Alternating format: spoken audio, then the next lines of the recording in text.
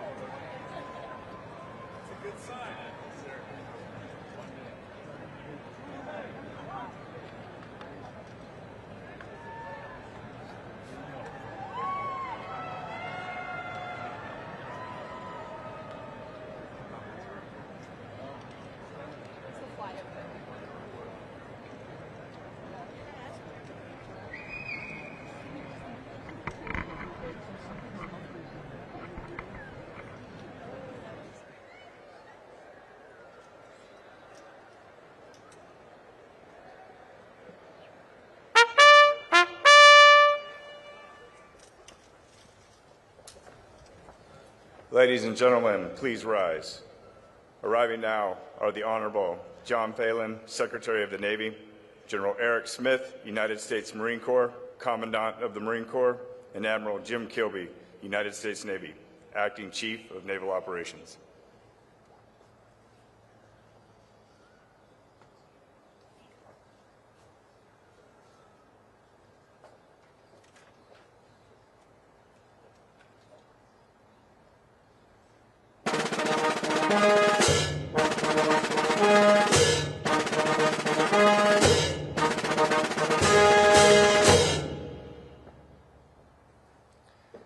Ladies and gentlemen, the Honorable JD Vance, Vice President of the United States of America, accompanied by Vice Admiral Yvette M. Davids, United States Navy, the Superintendent of the United States Naval Academy.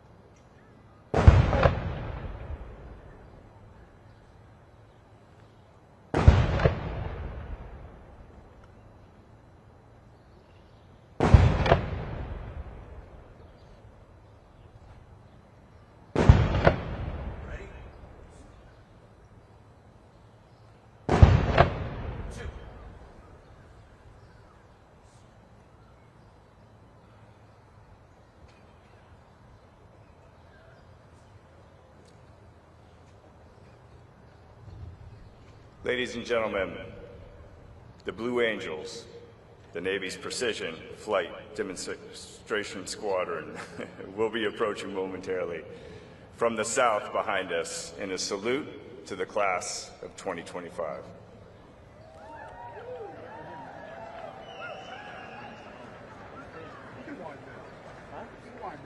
I'm widening out, but I'm not going to get the aim of the thing.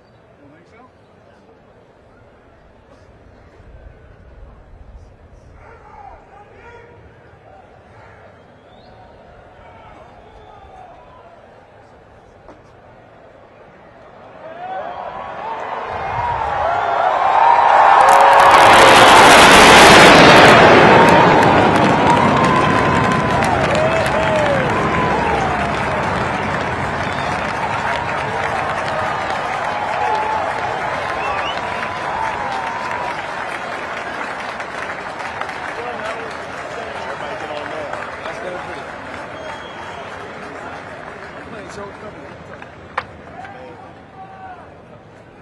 Ladies and gentlemen, we invite all of our guests to remain standing for our national anthem, sung by Midshipman First Class Quinn Gonzalez, and then the invocation by Captain Maurice Buford, Chaplain Corps, United States Navy.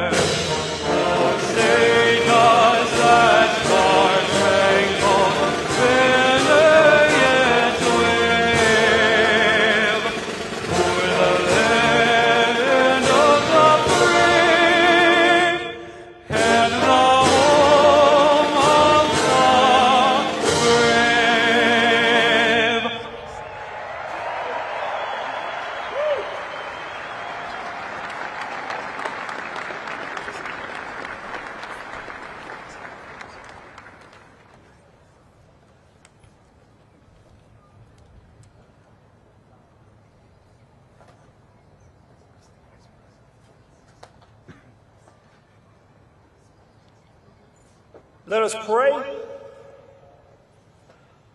Most gracious and triumphant God, we come to announce to the world that these warriors are ready to fight tonight.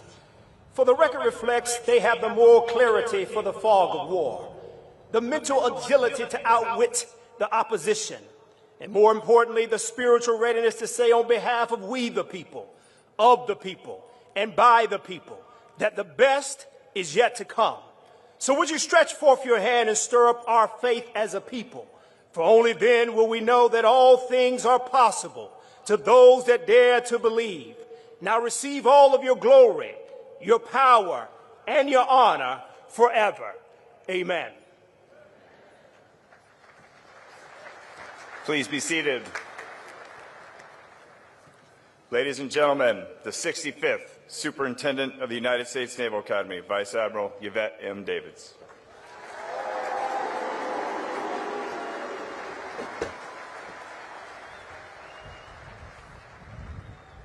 Good morning, 2025. What a glorious day it is. Welcome to the graduation and commissioning for the great class of 2025.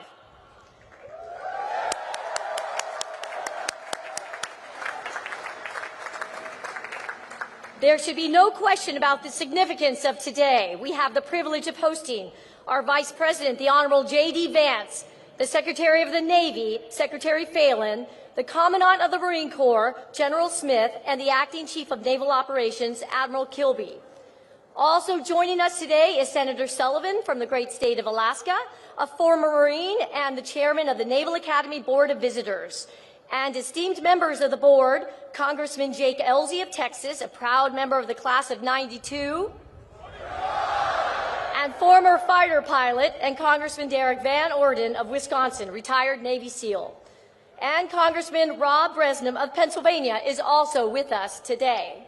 Thank you for joining us as we celebrate the class of 2025. I'm honored you could be with us today. Class of 2025, this week has been a whirlwind for you. So please allow yourself a brief moment to take it all in. Look around, go ahead, at your classmates next to you. Now up at the stands, find your family and friends and sponsor families and loved ones. Give them a wave.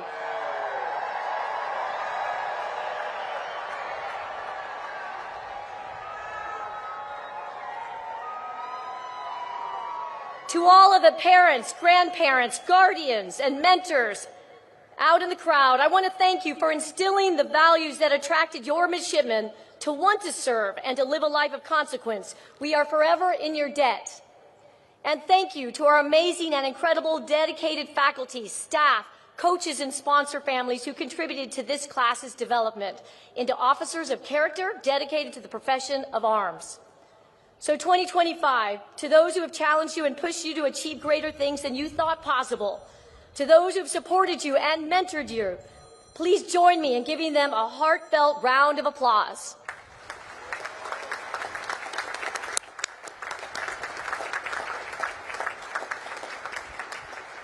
And thank you to all who have worked so diligently to set up this beautiful ceremony and to make this commissioning week so special. We appreciate you. A special welcome to the members of the class of 1975, 2025's link in the chain.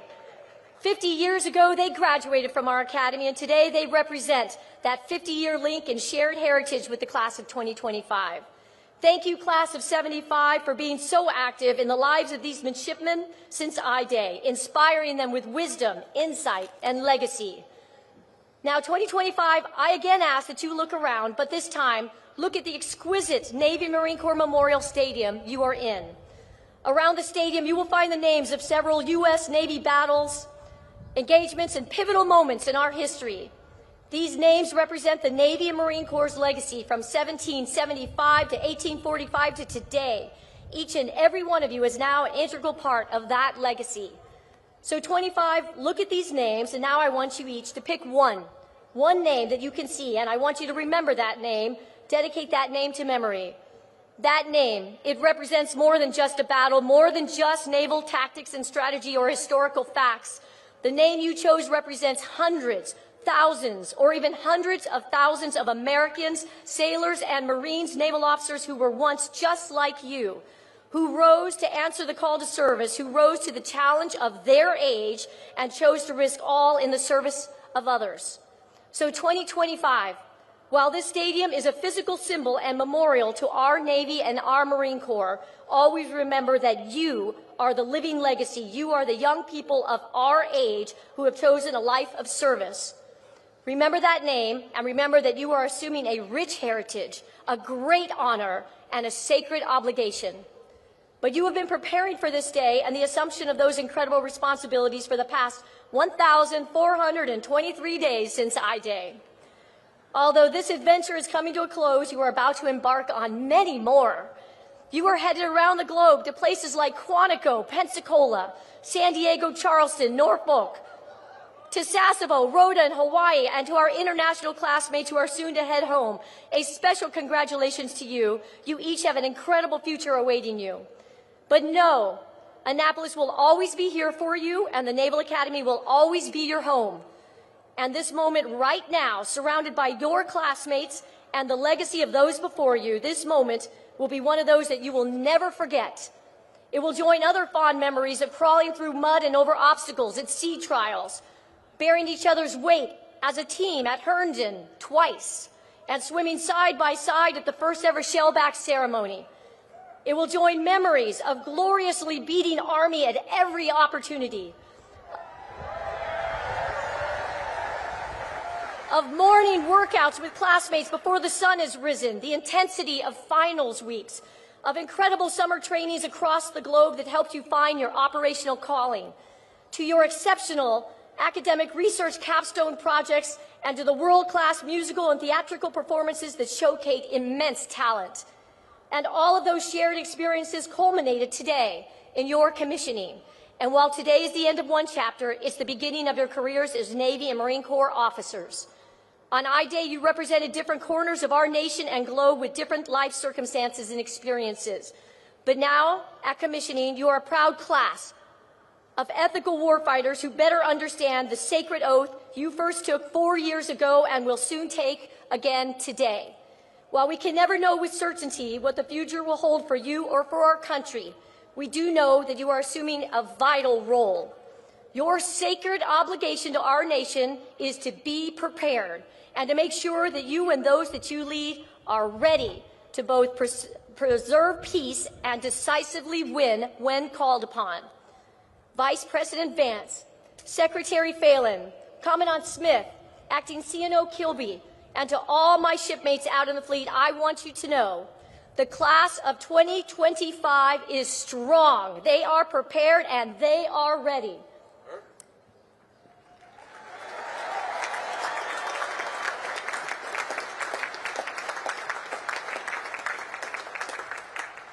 '25, your Naval Academy family is incredibly proud of you. I'm incredibly proud of you, and I can't wait to see what you will accomplish in the years ahead. It is now my pleasure to introduce our 79th Secretary of the Navy, the Honorable John C. Phelan.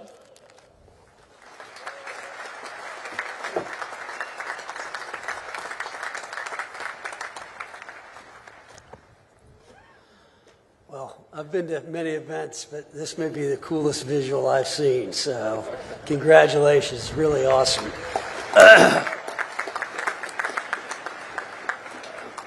Mr. Vice President, Commandant, Acting Chief of Naval Operations, Superintendent, distinguished guests, faculty, staff, families, and most importantly, the class of 2025, good morning. Morning. Admiral Davids, thank you for the kind introduction. Serving as the 79th Secretary of the Navy is a privilege of my lifetime, and I thank President Trump for his trust and confidence in appointing me to this role. And it's a particular honor to welcome and thank Vice President JD Vance for his presence today. As a Marine and combat veteran, Vice President Vance represents what makes this nation great: courage forged through hardship, service defined by humility, and deep, unshakable belief that this country is worth fighting for. From the hills of Ohio to the battlefields of Iraq, and now to the halls of leadership in the White House, Vice President Vance's journey reminds us that honor is not given, it is earned. Thank you, Mr. Vice President, for your example, your service, and your continued leadership.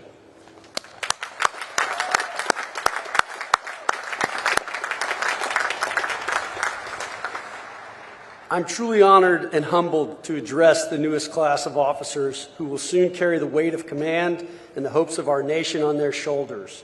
You have earned the right to wear the uniform, not merely through the rigor of academics or the trials of Bancroft Hall, but through your daily commitment to something larger than yourselves.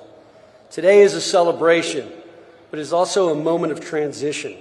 In a matter of days, you will be entrusted with lives, with missions vital to our national security, and with the legacy of those who came before you. From today forward, you are more than midshipmen. You are leaders in the Navy and Marine Corps, officers in a force that stands guard over freedom on every ocean, in every time zone, every hour of every day.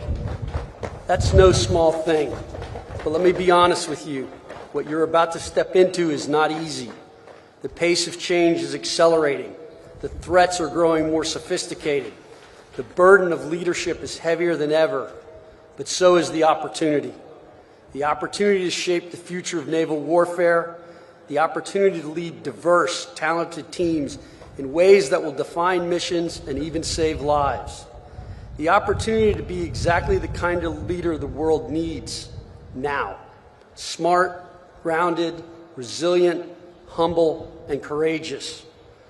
What will define you from this moment on is not your commission or your class rank or even your service selection.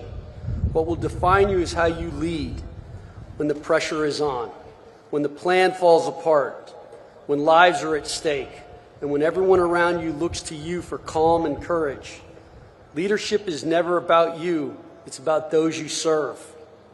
General John Lejeune had it right when he said the relationship between officers and enlisted must be like teacher and scholar, not superior and inferior. Your people will teach you more than you expect. Respect that. Learn from them. Lead them well. You are not simply to give orders. You are to grow those under your command into something better.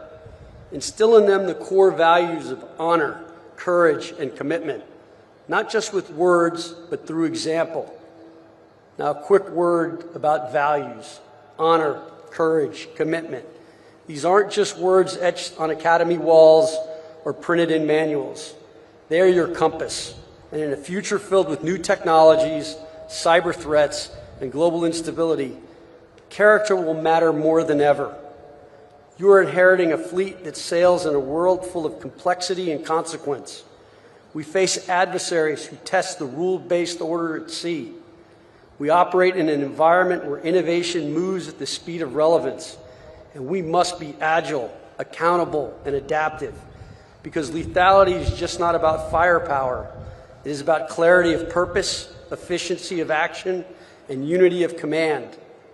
Admiral Rickover, the father of the nuclear navy, once said, "Responsibility is a unique concept. You may share it with others, but your portion is not diminished." You cannot delegate accountability. When the mission falters, your name is on the line. When it succeeds, share the credit. That is leadership.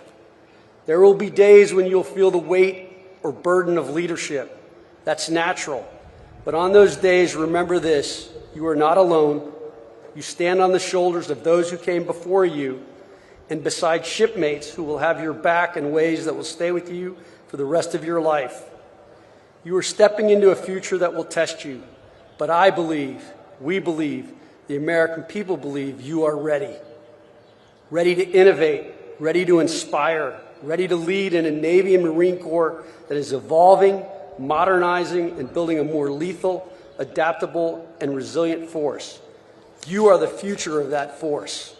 So take pride in what you've achieved, take responsibility for what comes next, and take care of those you are privileged to lead. Your commission is more than a contract. It is a covenant with the American people. They trust you to defend this nation with honor, to wield power with restraint, and to lead with integrity, even when no one is watching. So, class of 2025, step forward with confidence, but carry within you the humility of those who came before. From the decks of destroyers to the cockpits of strike aircraft, from forward operating bases to submarines beneath the sea, you'll be the tip of the spear and the steady hand behind it. In closing, know this: your country is proud of you, not just for what you've done, but for who you've chosen to become. You are not just graduates, you are defenders of the Constitution, ambassadors of liberty, and the next generation of American leaders. May God bless you, your families, and the United States of America.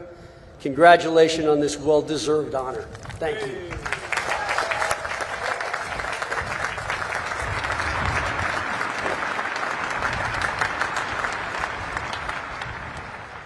Ladies and gentlemen, it is my honor to introduce the 50th Vice President of the United States, the Honorable JD Vance.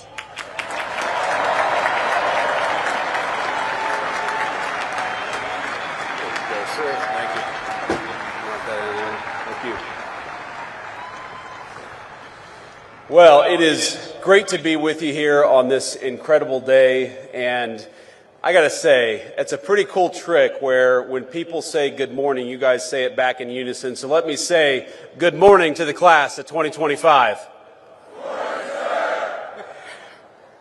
I want to say, first of all, thank you all for having me, and thank you especially to Vice Admiral Davids and Captain Allman for your hospitality.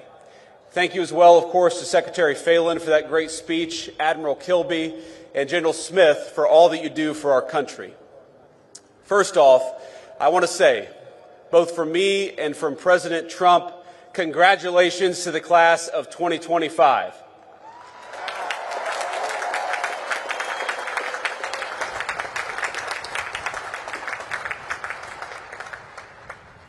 I want to say congratulations not just to you all, because you all certainly earned a great honor, but congratulations to the families, the friends, the faculty, plus the other midshipmen and service members who join us on this beautiful morning and share in this incredible day.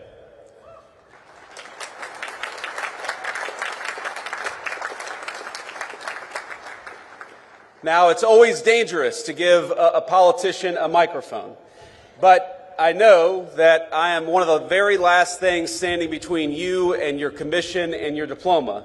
And so, out of respect, I just want you to know that this is only going to be a 3.5 or 4 hour speech. I hope you all brought your sunscreen because it's bright out here. But today is such an incredible day for you. Tonight, you'll celebrate in the finest tradition of the United States Naval Academy with great food and, of course, maybe a little drink.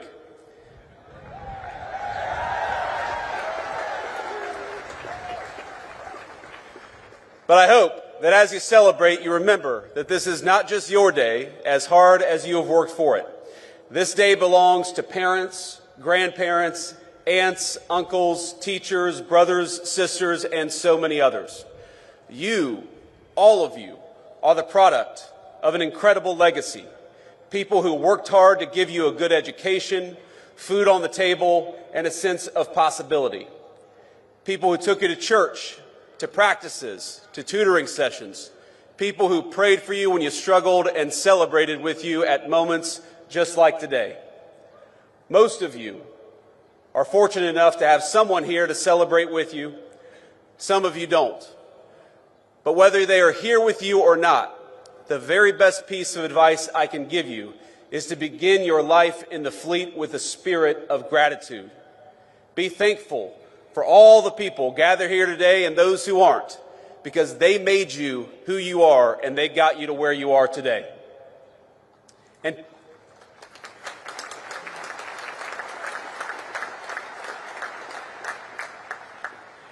And I hope you'll take from that gratitude a sense of duty. You owe it to the American people, to yourselves, but most of all to the people who sacrificed so hard to get you here. You owe it to them to do the best job you can, and I know that is exactly what you're going to do. Now, it's customary in speeches like this for people like me to offer words of congratulations and maybe a little bit of advice. Of course, I just did exactly that. But you're not just graduates of some random university about to embark on careers in the private sector, and I'm not just giving another political speech. I'm your vice president, and the minute you walk off this stage with your diploma and your commission, you will be officers in the United States Navy and the United States Marine Corps, and that is an incredible thing.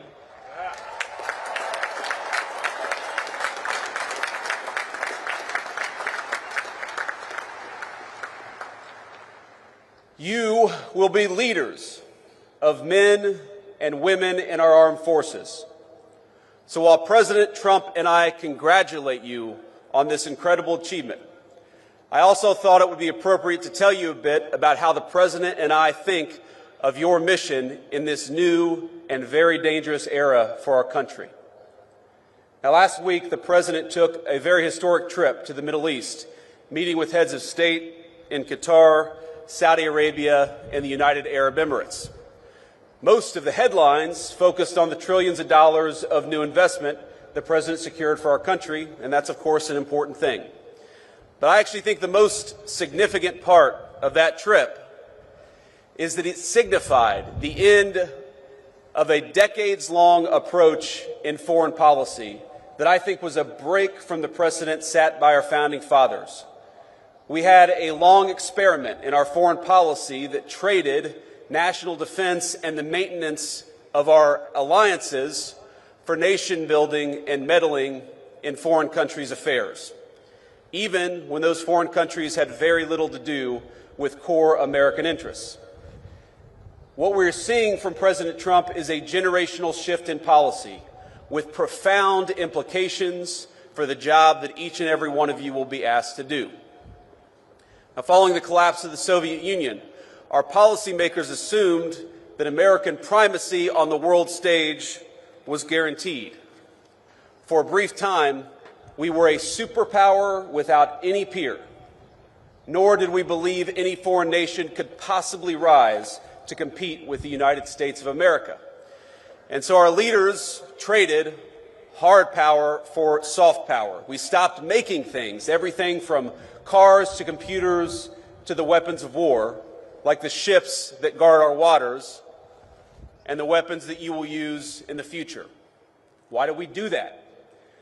Well, too many of us believed that economic integration would naturally lead to peace by making countries like the People's Republic of China more like the United States. Over time, we were told the world would converge toward a uniform set of bland, secular, universal ideals, regardless of culture or country. And those that didn't want to converge, well, our policymakers would make it their goal to force them by any means necessary. So instead of devoting our energies to responding to the rise of near-peer competitors like China, our leaders pursued what they assumed would be easy jobs for the world's preeminent superpower. How hard could it be to build a few democracies in the Middle East? Well, almost impossibly hard, it turns out, and unbelievably costly.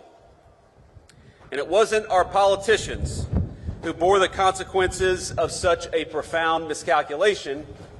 It was the American people, to the tune of trillions of dollars, but more than anyone, it was borne by the people who were in your shoes just a few short years ago, by our service members and their families.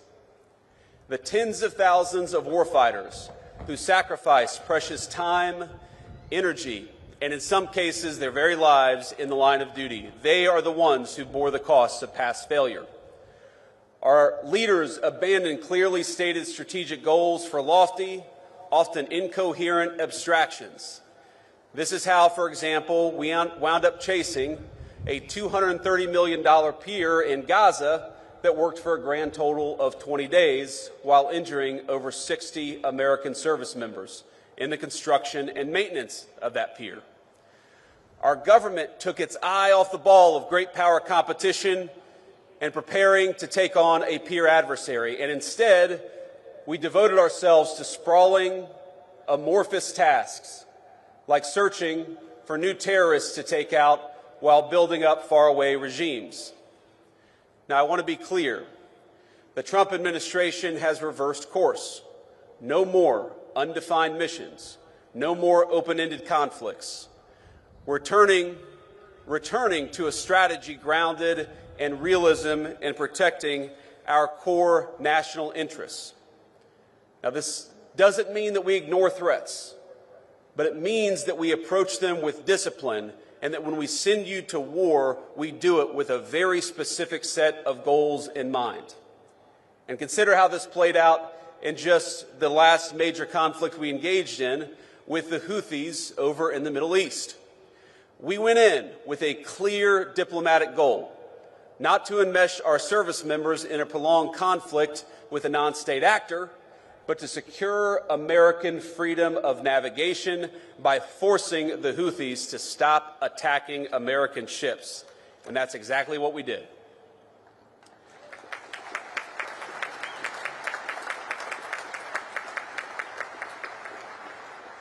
We pursued that goal through overwhelming force against Houthi military targets.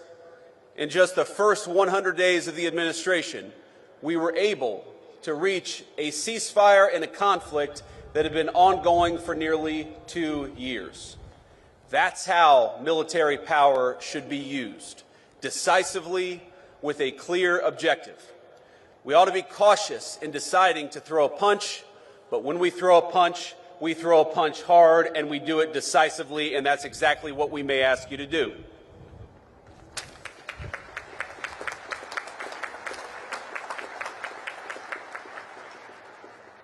Now, that shift in thinking from ideological crusades to a principled foreign policy will help restore the credibility of American deterrence in 2025 and beyond. With the Trump administration, our adversaries now know when the United States sets a red line, it will be enforced. And when we engage, we do so with purpose, with superior force, with superior weapons, and with the best people anywhere in the world.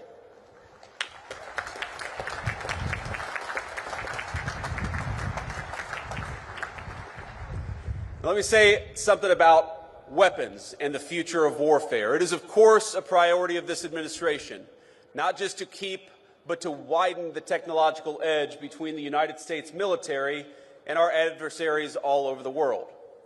In the wake of the Cold War, America enjoyed a mostly unchallenged command of the commons: airspace, sea, space, and cyberspace. But the era of uncontested U.S. dominance is over. Today we face serious threats in China, Russia, and other nations determined to beat us in every single domain, from spectrum to low Earth orbit, to our supply chains and even our communication infrastructure.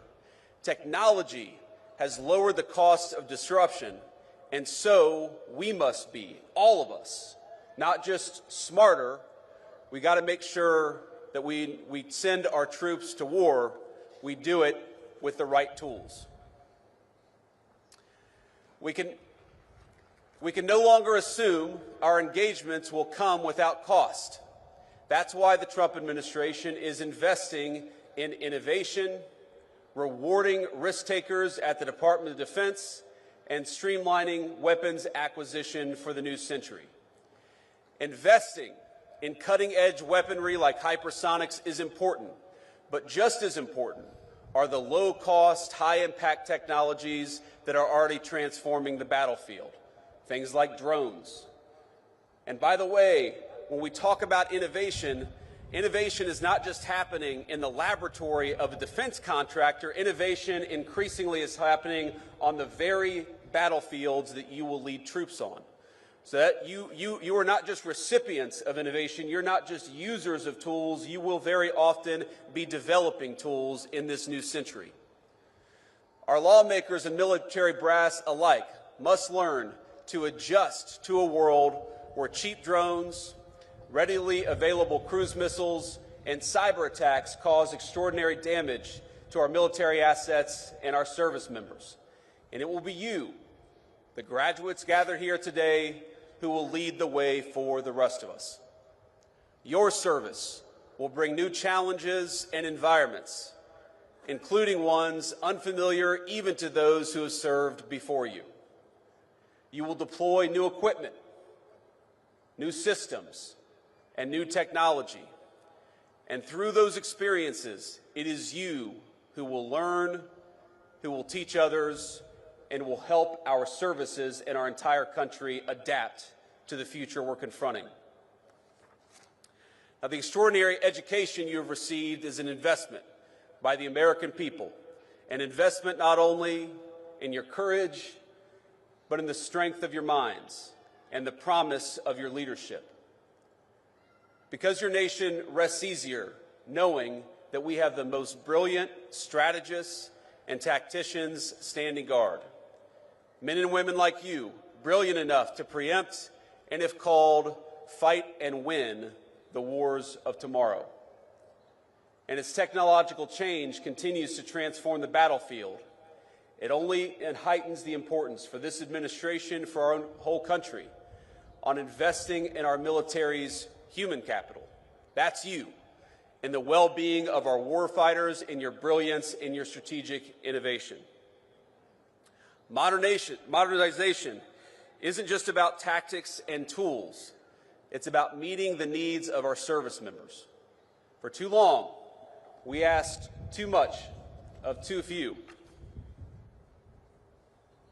Past leaders sent our service members on mission after mission with no exit strategy, no end in sight, and with little articulation for the American people or for the warfighters about what we were doing.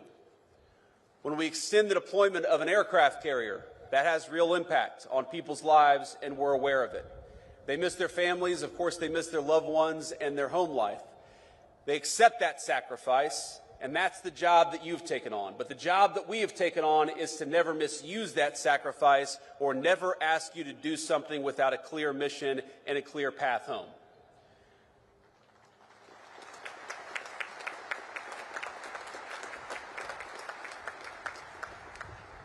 The Trump administration recognizes that our most valuable resources, it's you. It's young people who are brave enough to put on the uniform and risk your life for this country. And we promise, I promise, to cultivate that resource, to protect it, and to use it only when the national interest demands. And what makes your new life so unique is that you must take multiple perspectives. You will be junior officers, of course, answerable to commanders, captains, admirals, generals, and people like me. You will have to follow orders, even when you don't want to. And if I can offer one piece of advice from a junior enlisted guy to a bunch of new officers, to say that when you say with all due respect, that is not a get-out-of-jail-free card. I got chewed. These guys are laughing back here. I got chewed out more times than I can remember because I assumed that I could say whatever I wanted to so long as I said with all due respect before it. That's not how it works out. You learn that the hard way. But importantly, you are not just following orders. More often than not, you will be giving them. And just as I see you as our most precious resource, so you must see the men and women who call you sir and ma'am as your most sacred charge. You will not just be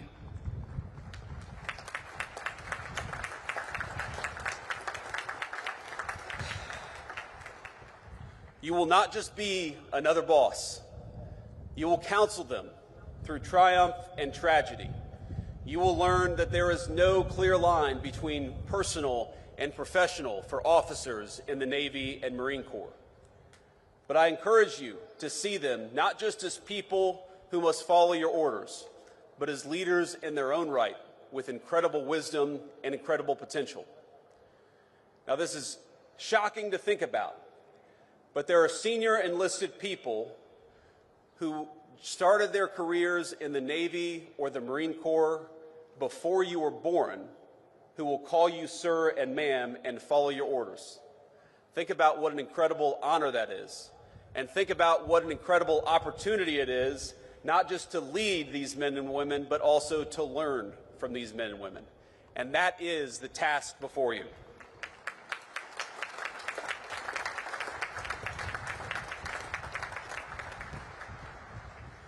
You will lean on that experience, of course, but still, you're very often, more often than not, you're going to be the one in charge. That is an honor, but it's a responsibility that ought to give you chills. You've made it now through one of the most demanding institutions in the entire world. You have earned your commissions, and you've stepped forward to serve at a moment when your country needs you now more than ever. But you're stepping into gigantic shoes, and it's worth taking stock of that as you prepare to receive your commission. Those of us who've served know that graduates of the Naval Academy, they have a certain energy, a certain aura, a certain respect when they're out there in the fleet. Let me just give you an example. Today is your day, of course, and you should celebrate. But in 3 days, the President and I will lead the most solemn occasion in our nation, Memorial Day at Arlington Cemetery. You'll learn, as I have, that when people say things like, Happy Memorial Day, you appreciate the sentiment behind it, but you know that it's wrong. Because Memorial Day is not a happy day. And Memorial Day is not for those who served and came home. It is for those who served and didn't. Every Memorial Day, I think about a graduate of this institution, Major Megan McClung. She was an officer I served with. She was bright, tough, and incredibly dedicated to her job. She arrived in Iraq not long after me and was killed in action not long after that. She loved this institution. And like so many that came before her, she built on its legacy in the way that she served her country. Now, there are so many stories of great service in this institution. I look at these signs on this stadium: Bella Wood, Midway, Guadalcanal. These are battles I read about in history books or learned about when I was a United States Marine. If you just try to read a list of the people who served after graduating from this institution, the list is almost so long you can't get through it. Senior leaders, commandants of the Marine Corps, chiefs of naval operations, astronauts, great business leaders, and even a few lowly politicians have graduated from the United States Naval Academy. Their service is an incredible legacy that they have passed on to you. And you are the bridge that connects the incredible heritage of this institution to the future duties and responsibilities your country needs you to perform. That's an incredible honor, but it's also an incredible responsibility, and I hope you take it seriously. People will look at you as graduates of the Naval Academy in a different way than they look at most of the people that you will meet every single day. They will look at you that way, yes, because you've worked hard, and yes, because you deserve this day, but they will also look at you differently because you stand on the shoulders of giants. And 20, 30, or 40 years from now, there are people who are going to be standing on your shoulders. So please remember that. Please take it seriously, and please recognize that you become part of a brotherhood and sisterhood that will enable you to do great things, that will support you as you do them, but will ask you to give back as you should in return. You are the inheritors of a national tradition dating back 250 years. It began with John Paul Jones, and the founders of this country asked the United States Navy to take on the most powerful Navy on earth, and we won. Our first patriots knew the stakes. They did not seek out war. They did everything they could to advocate and petition for their own liberties. But when the time came, they raised a military, they raised a navy, and they fought like hell. Their examples lives on in all of you. In their courage, we see the roots of your calling to be strong but not reckless, to seek peace but never at the expense of liberty, to hold firm to your convictions even when the cost is high. Now, I want to say to all of you, I've been vice president for all of about 120 days. And this summer, I will celebrate my 41st birthday. But I have never, in those 41 years, been so proud as I am today, to honor you, to celebrate you, and to congratulate you on a job well done.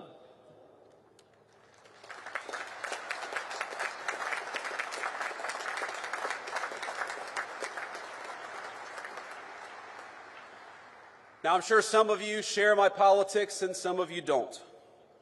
But I know today I speak for a grateful nation when I say we are rooting for you. Naval Academy class of 25, we are proud of you and we depend on you. Congratulations, Godspeed, and do great work.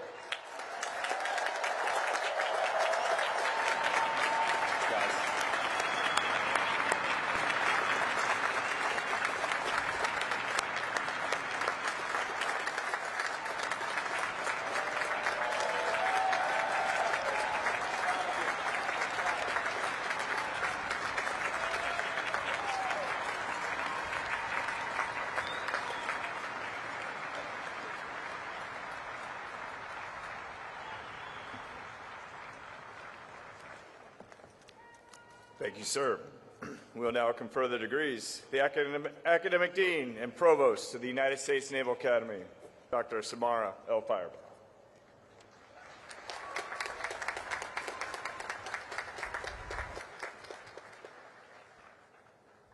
Successfully completing the requirements and demands of a Naval Academy education is no small feat. From I-Day to today, it's a steady dose of challenges, ranging from academic to athletic to leadership and character development. I have no doubt that each of you has been challenged, perhaps in ways you never thought you would or to levels that you never thought you could achieve. but you rose to that challenge, and we congratulate each of you for doing so. To the families and friends of these soon-to-be Naval Academy graduates and officers, these soon-to-be ensigns and second lieutenants, and to the faculty and staff here today as well, I would like to thank you and congratulate you.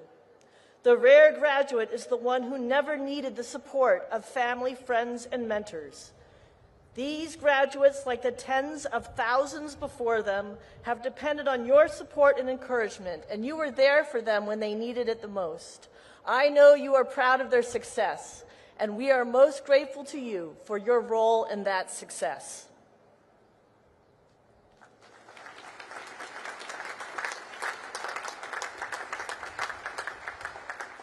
Candidates, please rise.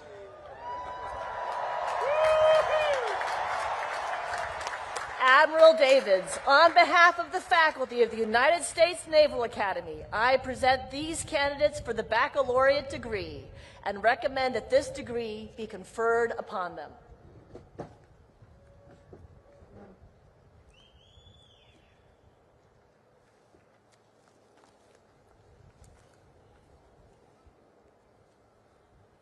As you have successfully completed your course of study at the United States Naval Academy and have been recommended by the Academic Board as Superintendent of the United States Naval Academy and by virtue of the authority vested in me by the Congress of the United States, I confer upon each of you the baccalaureate degree with all rights and privileges thereunto pertaining.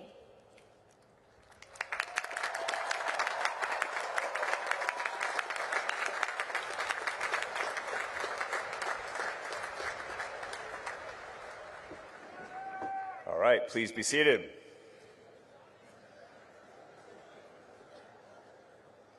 The Commandant of the Marine Corps, General Eric Smith, United States Marine Corps, will administer the oath of office to those being commissioned into the United States Marine Corps.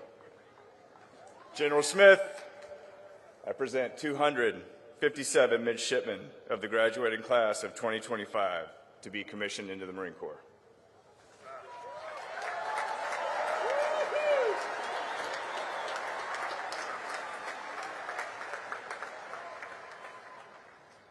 Well, good morning. Yeah, that sounds about right. Congratulations on this milestone achievement, and thank you for making the decision to serve. Today, you take your place in the ranks of Marine officers, a role of immense trust, responsibility, and consequence. You're joining a Corps forged in battle, defined by discipline, and bound by an unshakable commitment to mission and to each other. This is not the end of a book. This is the beginning of a whole new chapter. From this day forward, you are accountable for the lives, welfare, and success of the Marines you will lead. We don't lose. We're United States Marines.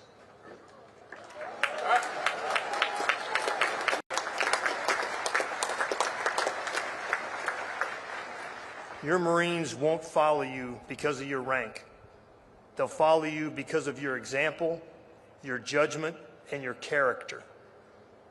You're inheriting a legacy built by those who led with courage at Belleau Wood, ingenuity at Incheon, and resolve in Ramadi. The legacy is now yours to carry, to protect, and to pass on to the next generation of Marines. The oath you're about to take is a pledge to defend the Constitution, to uphold our values, and to lead with honor at all times.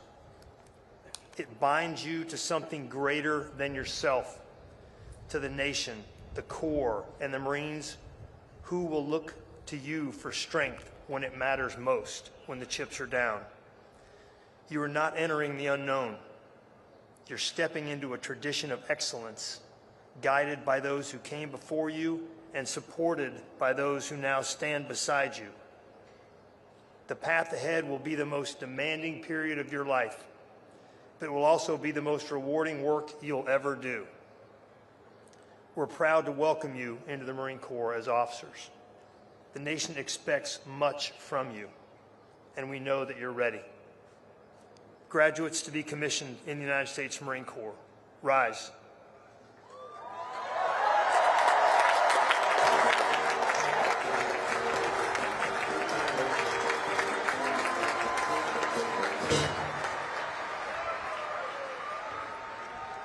Raise your right hands.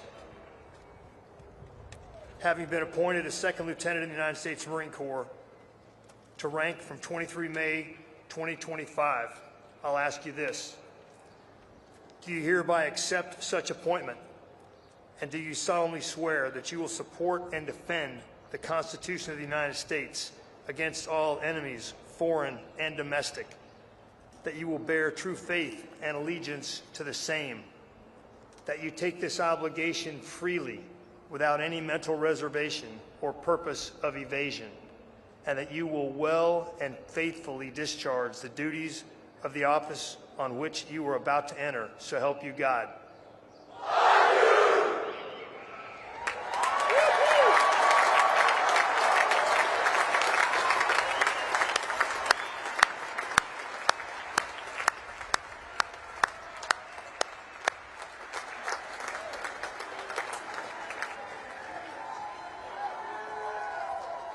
Second Lieutenants, take your seats.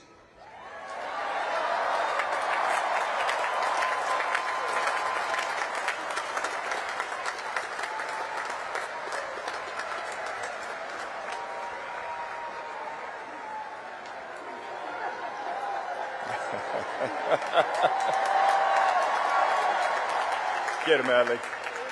All right, for the rest of you, the Acting Chief of Naval Operations, Admiral Jim Kilby, United States Navy, will administer the oath of office to those being commissioned into the United States Navy. Admiral Kilby, I present 764 midshipmen of the graduating class to be commissioned into the Navy.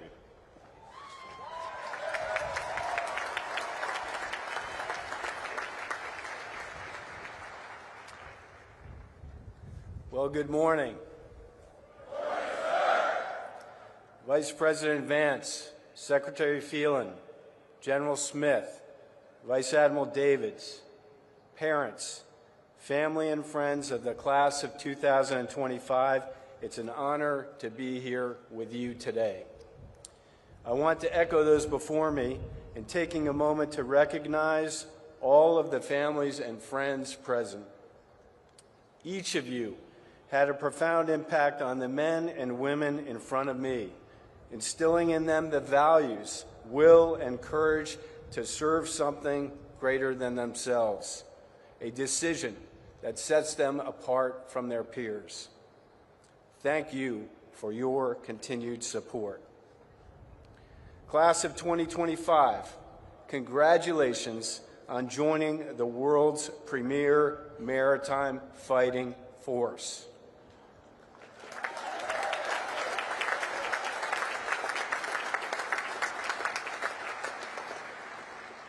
For 250 years, the United States Navy has provided our nation with the sea power and sea control needed to preserve our security, prosperity, and economic wealth. This year has been no different. Just take a look at our actions in the Indo-Pacific, in the Red Sea, and at the southern border. Soon, you will take your place in this Navy, delivering lethality and combat credibility against our nation's adversaries. I can think of no better time to join our fleet, and I can think of no better group of officers to meet this opportunity. Class of 2025, don't underestimate the significance of today. 39 years and 2 days ago, I was sitting right where you are, here in the Navy and Marine Corps Memorial Stadium. And in just a few moments, you will raise your right hand and swear an oath to the Constitution. You will be joining millions of Americans throughout our nation's rich history who have taken the same oath to support, protect, and defend. I am counting on you to uphold these same ideals that your predecessors fought for, to uphold our Navy's legacy, to honor courage and commitment. As I close, let me leave you with a few thoughts. First, service is a gift. It's a gift to our nation, and a gift that I know you've learned to appreciate. Wear your uniform with pride. Uphold the same standards of excellence that got you here today, and don't forget that you are serving something greater than yourself. Second, try your very best. Whether you serve for 5 years or 40 years, with great effort, you will learn much about yourself. Continue to improve on the things you are happy with and double down on those areas where you fall short. Your future bosses don't expect perfection, but they do expect effort. And finally, I recommend a routine check-in with your family. They love you and will always be a source of strength and support as you navigate your service. Soon to be ensigns, I am proud to serve alongside you. I am proud to call you shipmates, and I can't wait to see what you will do in the fleet.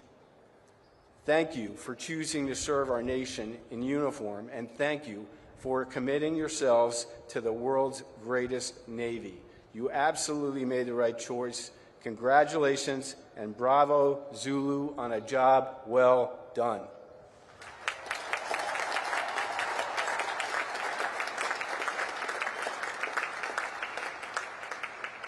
Graduates to be commissioned in the United States Navy, please rise.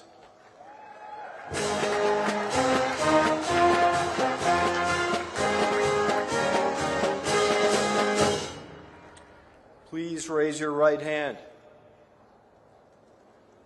Having been appointed an ensign in the United States Navy to the rank from 23 May 2025, do you solemnly swear that you will support and defend the Constitution of the United States against all enemies, foreign and domestic, that you will bear true faith and allegiance to the same, that you take this obligation freely, without any mental reservation or purpose of evasion, and that you will well and faithfully discharge the duties of the office on which you are about to enter.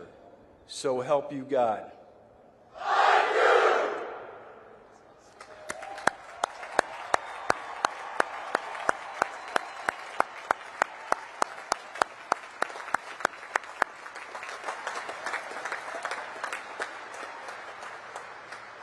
Ensigns, seats.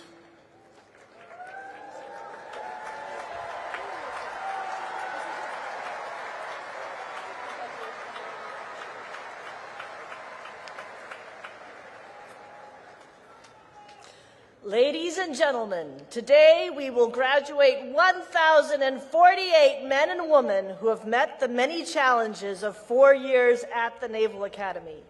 In addition to those you just saw commissioned into the Navy and Marine Corps, the class of 2025 also includes 14 graduates from 11 nations around the world. At this time, we invite these international graduating midshipmen to stand when their name is called, along with members of their national delegation who are in attendance today. These graduates, whose national flags are flying above the memorial arches at the north end of the stadium, will return to their countries and serve with distinction in their armed forces or other government service. From the Arab Republic of Egypt, Zied El-Gandhi. From the Republic of Fiji, Ratu Malabua. From the Republic of Indonesia, Juandito Cahyo Nugroho. From the Republic of Indonesia, Febiarta Suryana. From the Kingdom of Jordan, Tariq El Azema. Republic of Maldives, Hassan Nishath. From the Republic of Peru, Luigi Caparini. From the Republic of the Philippines, Michelle Ann Angelou de Leon Matzo. From the Republic of the Philippines, Jonorel Monreal. From the Democratic Socialist Republic of Sri Lanka, Isuru Ekanayaka. From Taiwan, Zhenyi Zhou. From the Kingdom of Thailand, Poonrapi Praki. From the Republic of Tunisia, Muhi Ben Mefta. From the Republic of Tunisia, Mohamed Jerbi. Thank you. Seats.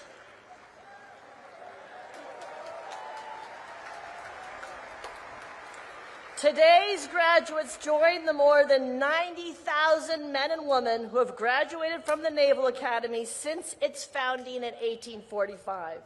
As part of our graduation ceremony today, members of the Naval Academy class that preceded this year's graduates by 50 years will honor this continuing chain of Naval Academy graduates by presenting engraved ensign or second lieutenant uniform devices to the class of 2025. Several members of the class of 1975 are listed in your program and are here today to participate in this special recognition of Naval Academy graduates' contributions across the decades. Please join me in recognizing and applauding these distinguished graduates.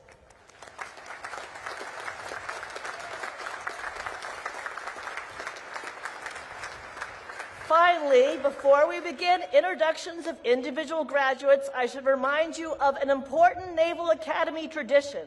The parents and friends of each graduate are invited to stand when that graduate's name is called. In that way, we can recognize your contribution to the achievement of these fine young men and women. The Vice President will now present diplomas to those individuals graduating with distinction. Those members of the class of 2025 graduating with distinction, please rise.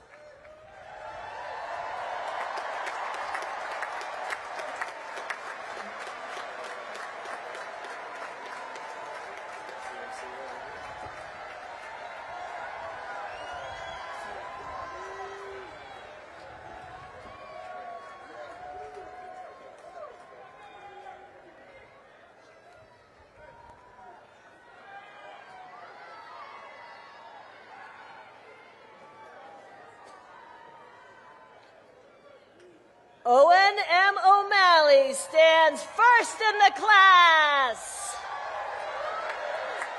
Andrzej J. Korlecki. Tenley W. Radak. Sean D. O'Boyle. Matt T. Marinkovich. Brody A. Todd. Michael C. McGee. Sebastian G. Sherry. Ethan S. Perdue. Soleil Shi. Victoria J. DeCarlo. Nathan A. Broomfield. Zachary Z. Pegg. Harrison A. Kaplan. Emma E. Fromelt. Connor W. Pettigrew. Reese M. Winter. Aiden L. Plain. Jacob L. Price. Jillian R. Onke. Ryan J. Ramondi. Justin T. Lau. Lucas G. Spyro. Molly M. Tressler. Joshua B. Herbert, Noel J. Poovey, Vishal R. Mandava, Noel M. Davente, Cooper A. Walsh, Richard A. Carter III, Sophia T. Utzinger, Grace Ann Peterson, Troy J. Boland, Nicholas Constantine Spears, Gavin A. Milligan, Daniel J. Mullen, Jackson W. Sudduth Jr., Samuel Mark Englund, John F. Janess, Lucas J. Schreiber, Dalton M. Keglovitz, Katie T. Stigler, Emma C. Kirby, Jonathan C. Howitt, Nathaniel S. Gunn, Olivia J. Love, Sebastian J. Gordillo, Jonathan R. Sauer, Hava Serafinsky, Ama E. Stott, Conrad P. Davis, Luke W. Sweeney, Stephen J. Lubers, Lauren M. Leckelt, Ivan P. Thomas, Marshall J. Hansen, Gabriel B. Spencer, Thomas Owen Pitchford, Engalau, Toby Jeffrey Davis II, Demetrius S. Bush, Owen M. Barron, Alexander M. Grande, Sean A. Patty, Amelia E. Steinbacher, Kyle T. O'Doy, Benjamin A. Miller, Kevin A. Lamb, Tanner Aloysius Kelly, Micah Jacob Verano Rica Fronte, Gabriel Euclides Wen, Andrew W. Fichtel, Samuel J. Beatty, Matthew Brian Coleman, Walker H. French,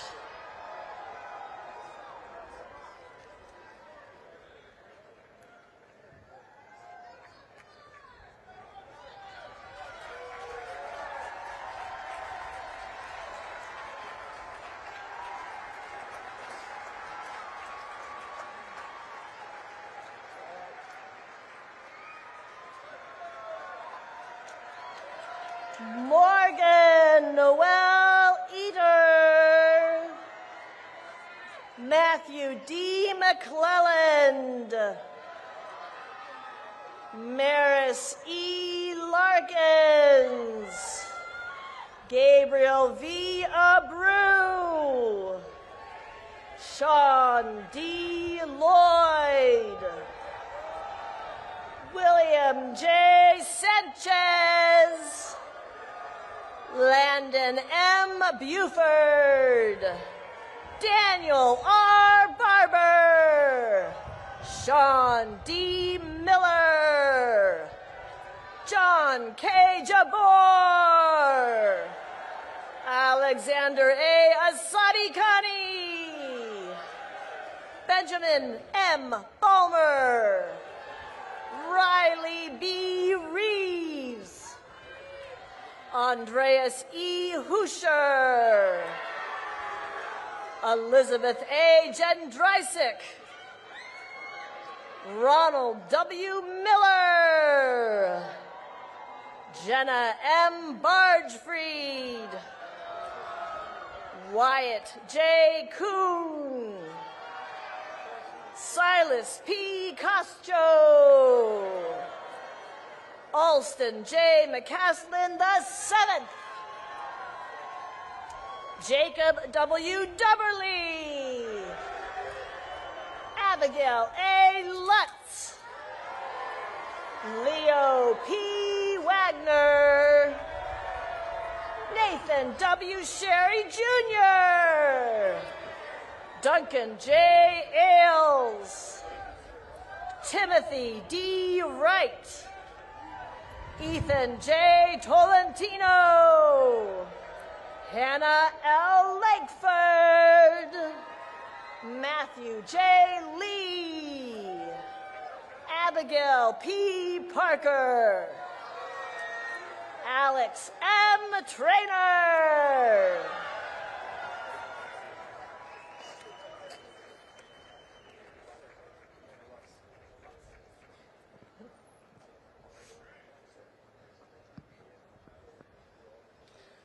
The Vice President, the Secretary of the Navy, the Acting Chief of Naval Operations, the Commandant of the Marine Corps, the Superintendent, and the Commandant of Midshipmen will now present diplomas to members of the graduating class individually by company.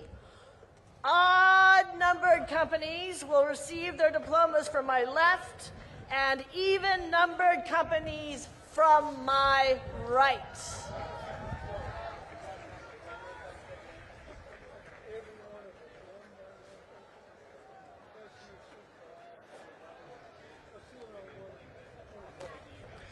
From the first company, Sanjuna Basumalik.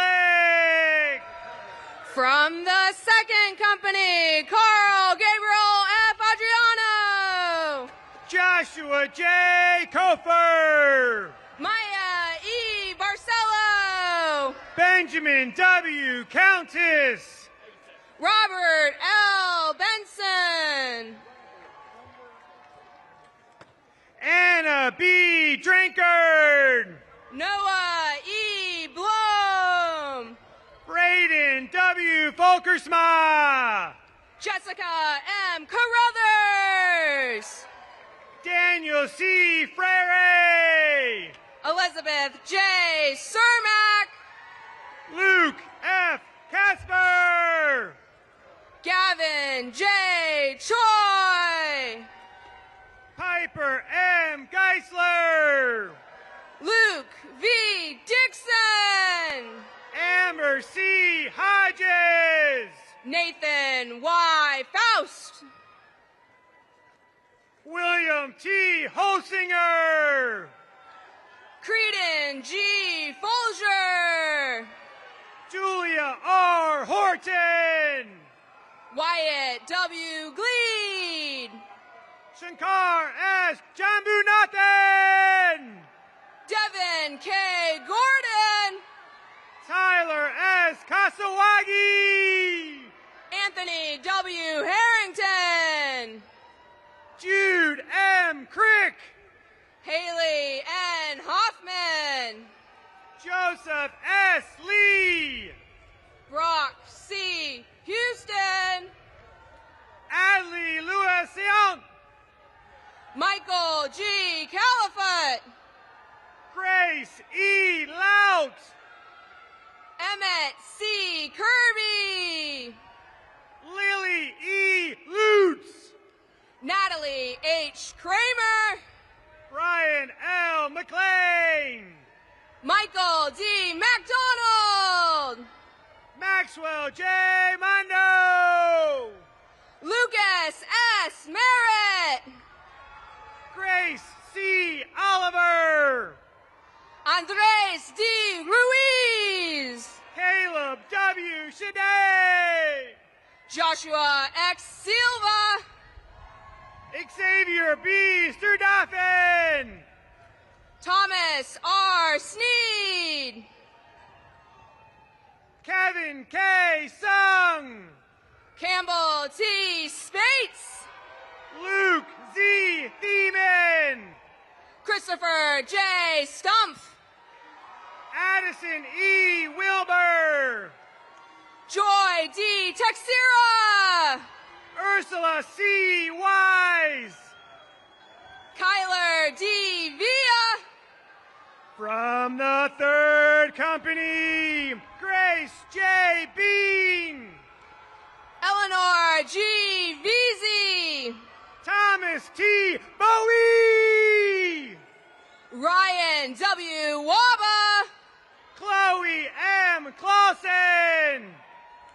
Rebecca V. Wiley. Randall S. Swiner.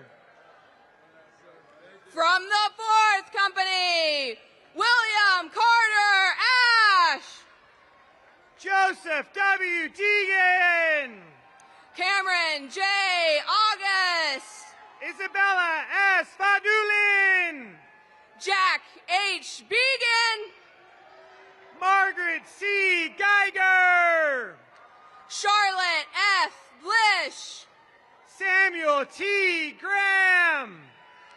Ethan A. Borst. William G. Gravitt.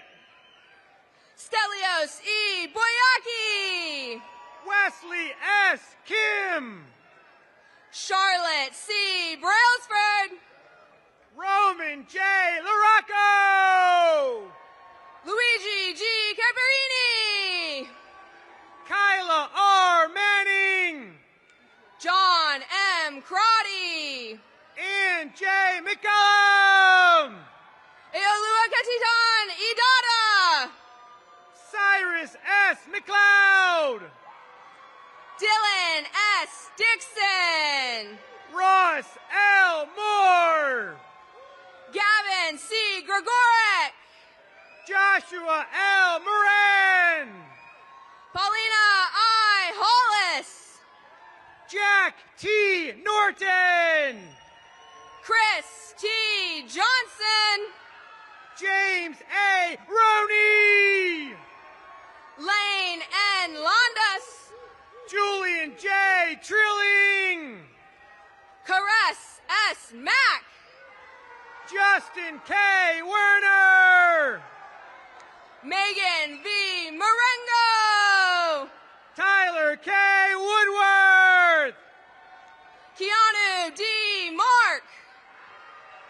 From the 5th Company, Mason Y. Banks. Charles K. Miller. Grace E. May Bloty. Byron E. Rhodes. Peter J. Carino. Jolieste J. Romero. Luke J. Dever. Anuj R. Sursaker. Athena T. Din. Caden M. Smith. Linnea C. Forsberg. Amelia R. Snyder. Maria A. Graffoff. Ian C. Stewart. Alan Hum. Michelle R. Swetzel. Luke J. Hess. Jonathan T. Swift. Bobby D. Owls. Rebecca J. Van Vliet. Major B. Kent. Michael C. Whelan. Frank Min Gyu Kim. Jaden E. Young. Nicholas D. Madonna. From the 6th Company, George K. All. Liam G. McInerney. Josephine T. Bauer. Luke T. Nestor. Hayden R. Belcher. Brandon D. Pelletier. Joseph P. Chase. William A. Robinson. Zenny Cho. William M. Schlepper. Keelan M. Daly. Benjamin G. Snyder. Joshua D. Dowdy. Jocelyn K. Schoen. Joshua A. Escobedo. Cameron D. Smith. Delaney K. Feeney. Christian K. Yoon. Luke E. Garner. From the 7th Company, Everett C. Andrew. Jeremiah A. Gilbert. Daniel Alexander Angelou. Alexandra G. Huntimer. Luke G. Arts. Joseph L. Hurt. Sean Air Berrius. Peyton A. Jankowski. Evan S. Broderick.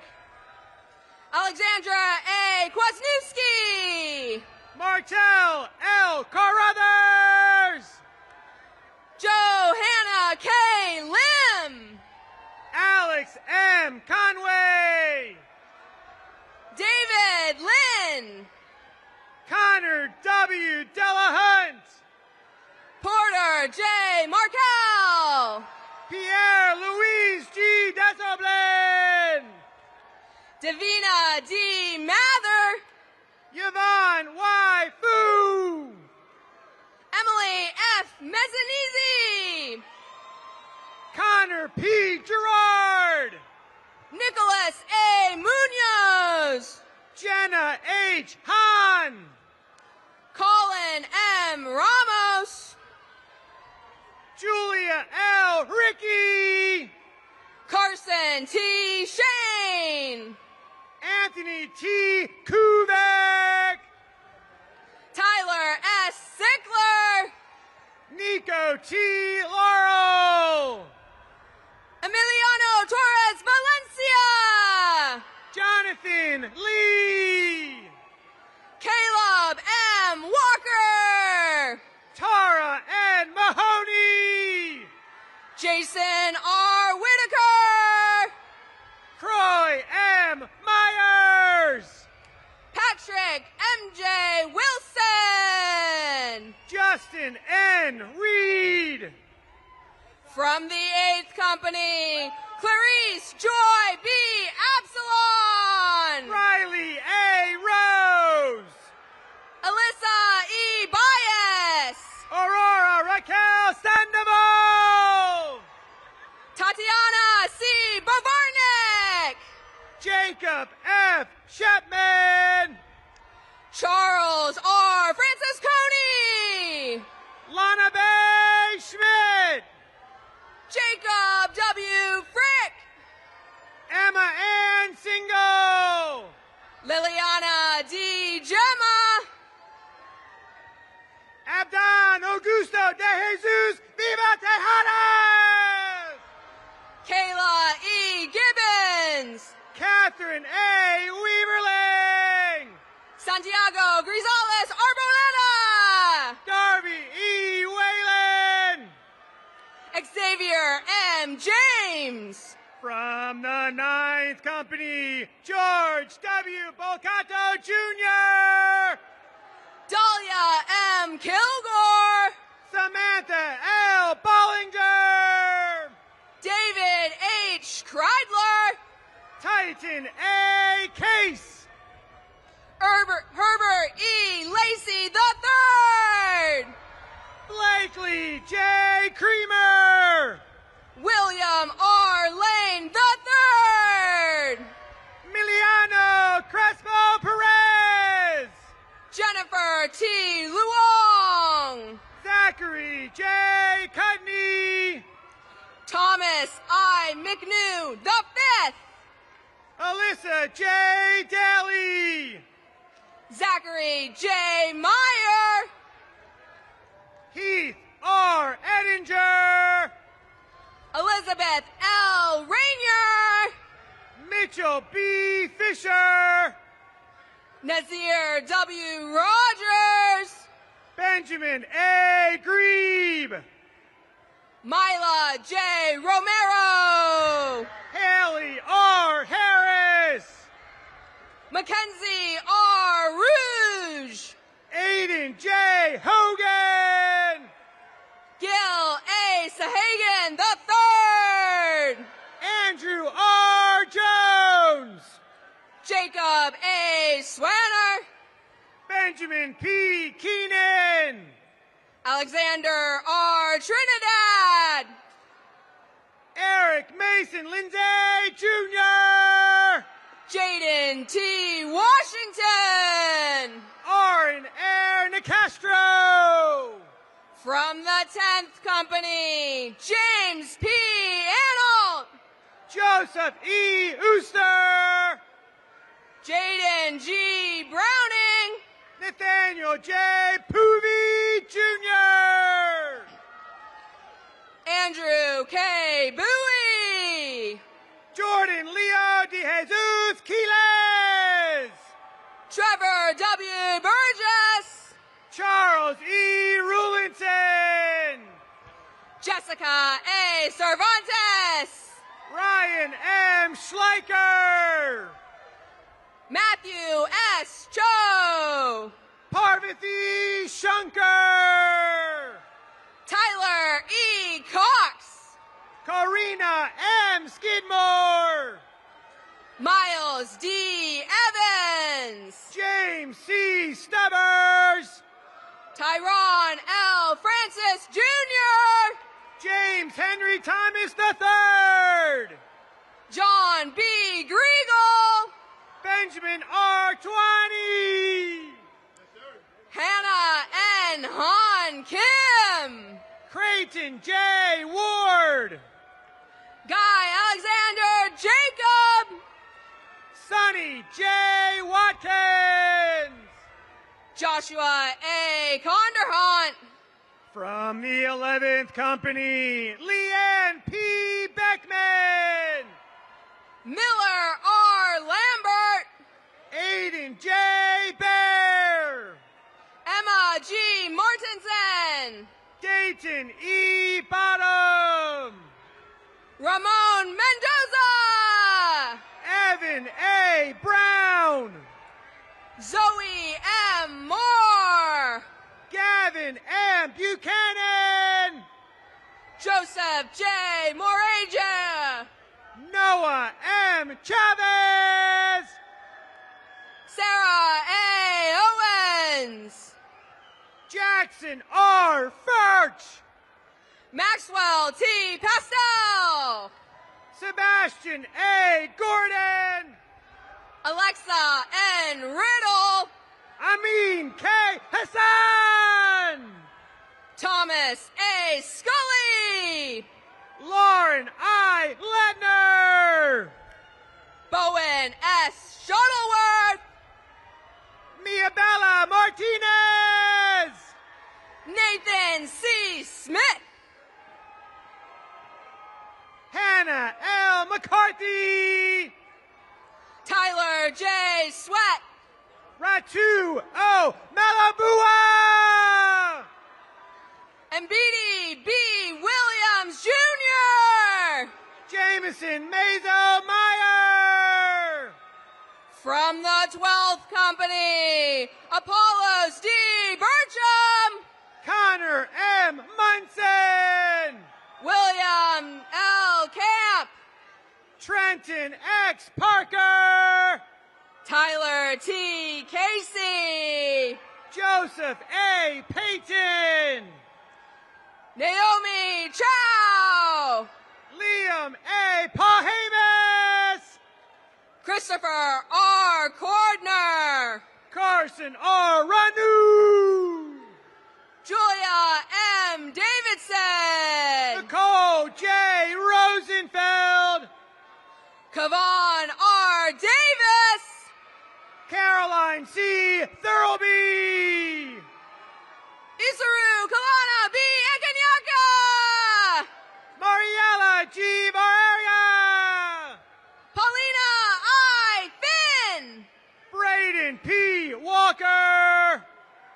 Kenneth J. Johnson. Ryan T. Zhang. Jonathan S. Kim. From the 13th Company, Shaquille A. Aranes. Vincent S. Kim. Owen J. Beastie. Charles M. Creel. Simon E. Berger. Landon C. Kruger. Payne T. Carr. Vera E. Martinez. Russell S. Clark. May E. McConkey. Anthony J. D'Angelo. Doris Salt Morton. Ethan A. De La Garza. Benny J. Nolan. Emma E. Driscoll. Sean T. Ostrowski. Brett P. DeMay. Brandon T. Prouse. Caroline A. Eggert. Augustus L. Reed. Ethan M. Gamble. William L. Swent. Isaac W. Grayland. Emmanuel Tavares. Grace C. Huber. Emily R. Vella. Owen E. Huntington.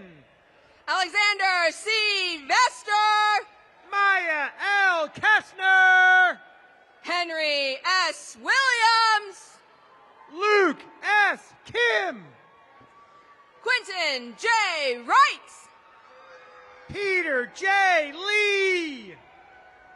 From the 14th Company, Sebastian R. Allen. Thomas Q. McBride. Maharlika X. Archuleta. William L. McCrate. J.D. Bankston. Renee M. Murphy. Javon M. Bouton. Alyssa J. Parendo. Lauren E. Bryant. Michael A. Ponenti. Matthew F. Crotty. Emma G. Reichendel. Martha G. Fields. Margaret K. Schuler. Daba K. Fofana. Anthony D. Swanner. Isaac S. Fraley. Ryan D. Swanson. Amanda G. Graziano. From the 15th Company, Charlotte M. Bourgois. Christopher R. Jones II. Keegan S. Caldwell. Daniel T. LaFar. William A. Champagne. Elizabeth J. Lee. Brianna L. Chinamay. Alexander Liu. Jada D. Cortez. James E. Lyon. Zane G. Day. Alexander S. Mamula. Abigail C. Greenholch. Liam M. McCarthy. Sarah Beth E. Joyner. Slade A. Merck. Victoria H. Leeson. Elizabeth D. Meyer. Finbar O. Lindsay. Joshua J. Milford. Griffin R. Martinez. Finian C. Prescott. Stephanie Till Milvain. Reed E. Romo. Luke J. Morley. Andres McCann Santana Pacheco. William M. Wynn. Daniel Y. Shin. Aiden T. Patel. Lauren E. Steinberg. Zachary A. Palamandan. From the 16th Company, Nolan R. Barber. Logan D. Point. Lindsay E. Baisha. Punrapi Marquis. Timothy J. Rao. Hanson Chang. Waswa E. Robbins. Thomas P. Christie III. Frederick E. Rushton. Henry C. Fry. Nicholas J. Summers. Bradley J. Glass. Shane R. Cipher. Ariana J. Gomez. James B. Tadlock. Jacques X. Guillaume. Daniel M. Villanuevo. Michael R. Heller. Amanda R. Zanetti. Liam M. Henderson. Nicholas A. Zolovic. Justice E. Hood. From the 17th Company, Colin S. Andrews. Joseph W. Kapsikevich. Katerina A. Chelius. Catherine V. Kelly. Tirza D. Daniel. Caleb R. Kotrakis. Dayton L. Delvicio. Gabriella M. Kroll. Connor P. Farrell. Austin L. Lockhart. Nicholas P. Gibbons. Martin N. Lopez. Elijah James Higgins. John S. Lundy. Aiden J. Hammonds. Rudy Radon M. Obina. Justin C. Hawley. Charles J. Olson. Grant J. Who. Sarah M. Rosenberg.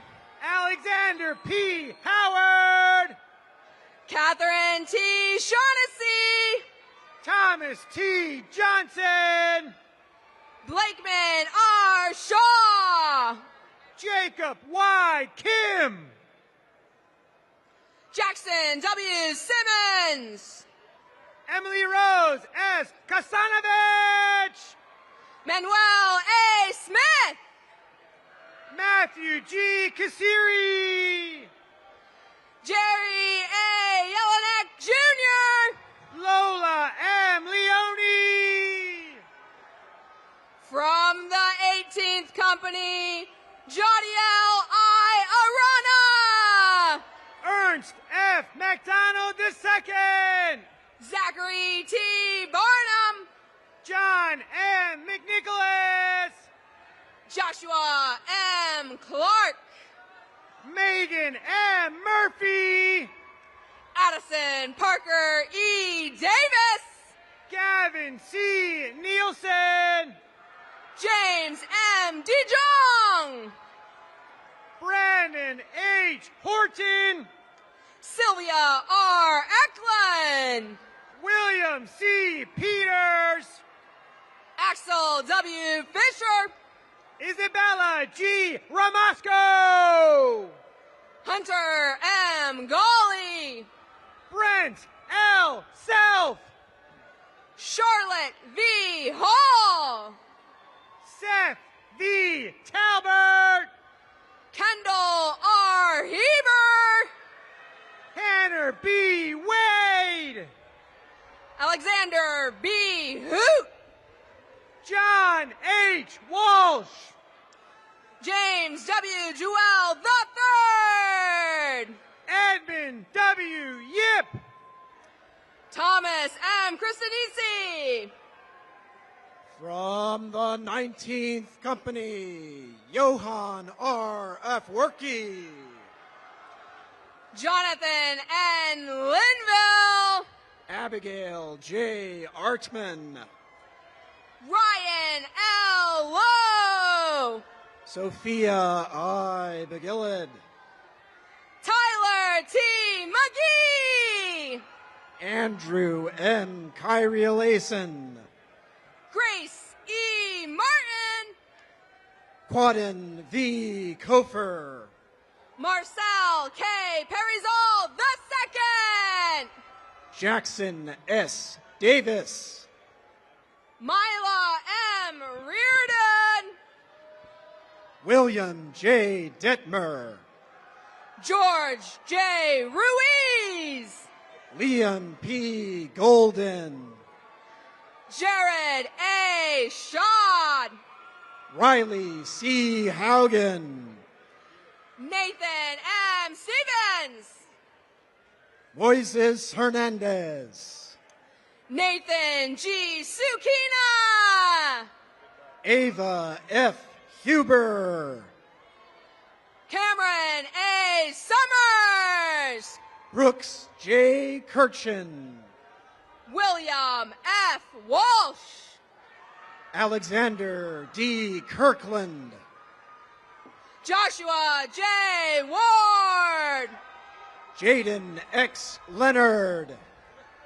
Robert I. Zyman.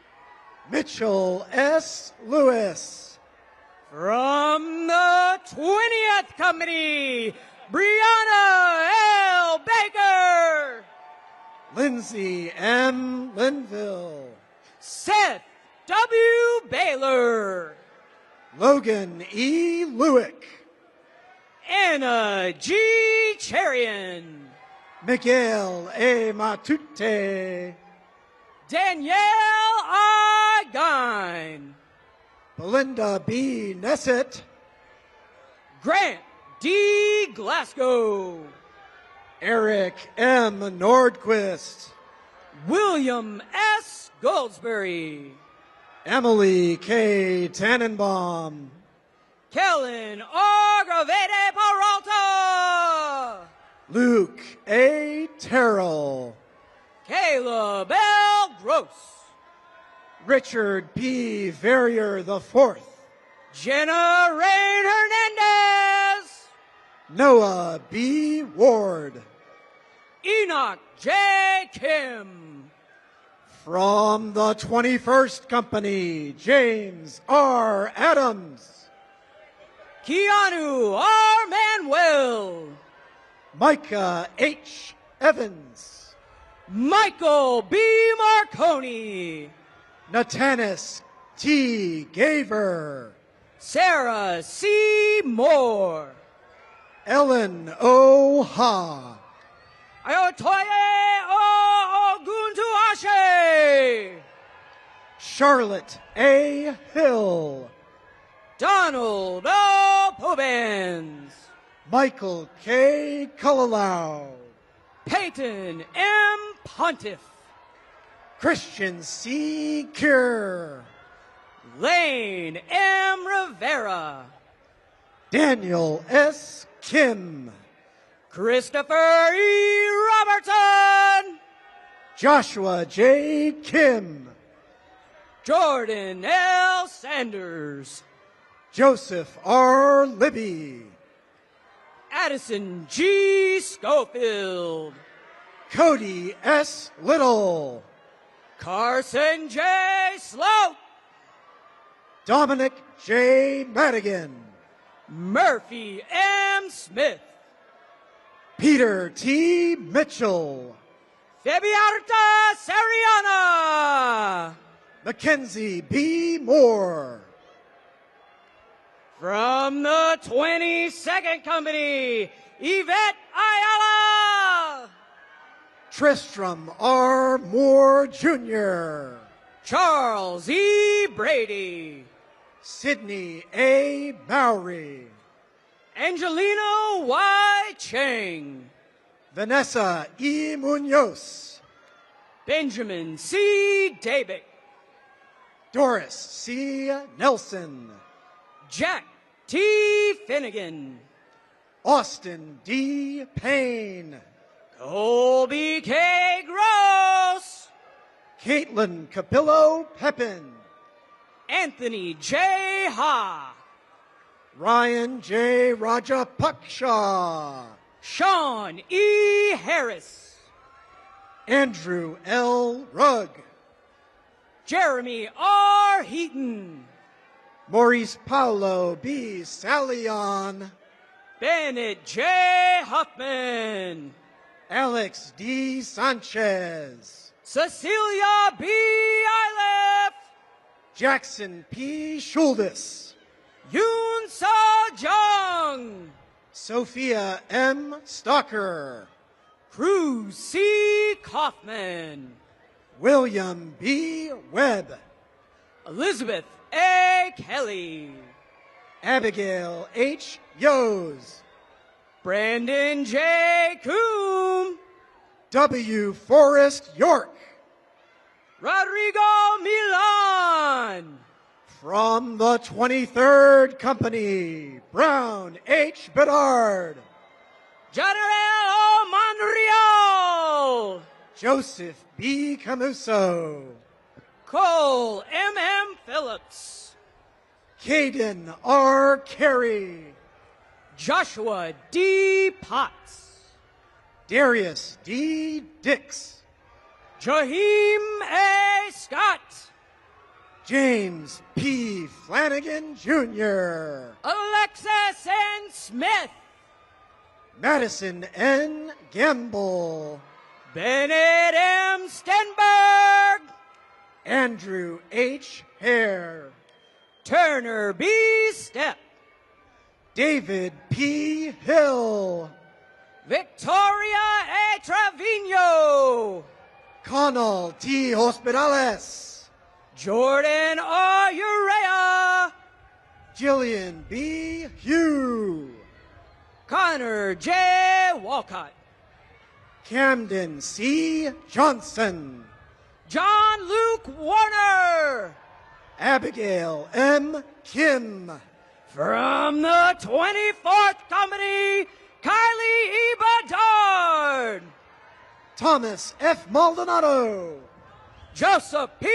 Bell. Joshua A. McGill. Muhib Ben Mefta. Mimi W. McHugh. Connor M. Cranfield. Caroline M. Meadows. Leonard Cummings III. Dennis J. Moynihan III. John G. Freeman. Ryan M. O'Day. Brianna N. Gibson. Riley J. Reithman. Thomas L. Goldenberg. Robert M. Thompson. Noah J. Harding. Mabel E. Urrutia. Deshaun L. Horton Peel. Margaret D. Ward. Lillian S. Wong. Solomon A. Woldesalasi. Thomas F. Inman. Caroline E. Ziegler. Jeremiah S. Kim. Anthony M. Zumbar. Nathan S. Lee. From the 25th Company, Daniel Hamer. Julamber M. Maige. Isaac E. Abbott. John L. Mandish. Owen S. Archer. David A. Mendoza. Thomas D. Chase Jr. Isabel T. Navolio. Riley W. Clautis.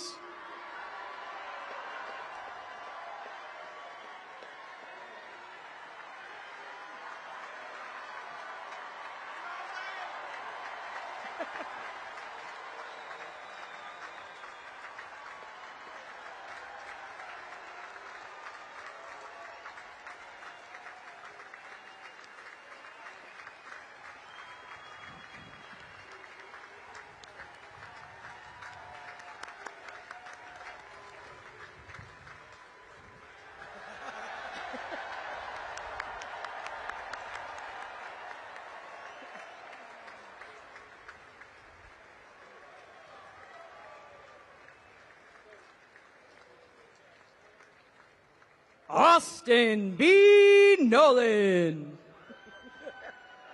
Peter C. DeYoung, Copeland T. Nowell, Cameron R. Delaney, Blake A. Simmons, Kaylee E. Dion, Emily K. Spencer, Marley S. Duncan, Pedro L. Suarez Solar III, Eric A. Eads, Regis L. Velez, Nicholas J. Edwards, Himat S. Walla, Aiden J. Jibo, Jacob P. Welch, David E. Graham.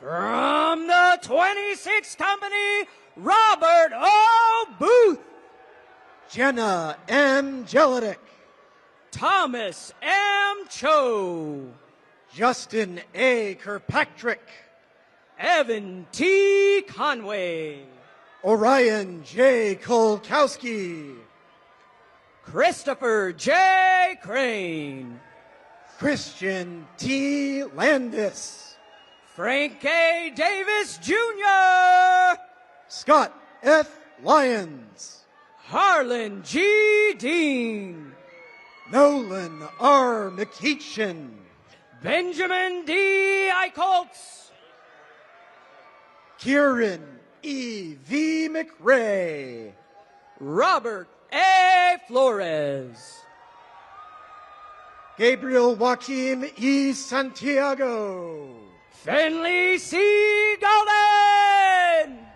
William D. Schneider, Isabella P. Gorzinski, Yasin M. Spanta, James D. Griffin, Sawyer C. Stevens, Eli C. Jones, Justice S. Walters, Joseph S. Kelsey, Alexandra R. Wersinski, Mia N. Lasanti, Allison J. Wright, Olga P. Lopez, Ashley P. Yee, Maggie Mahoney, Patrick C. Zawislak, Ezekiel C. McKinney, from the 27th Company, Chamonix E. Bass,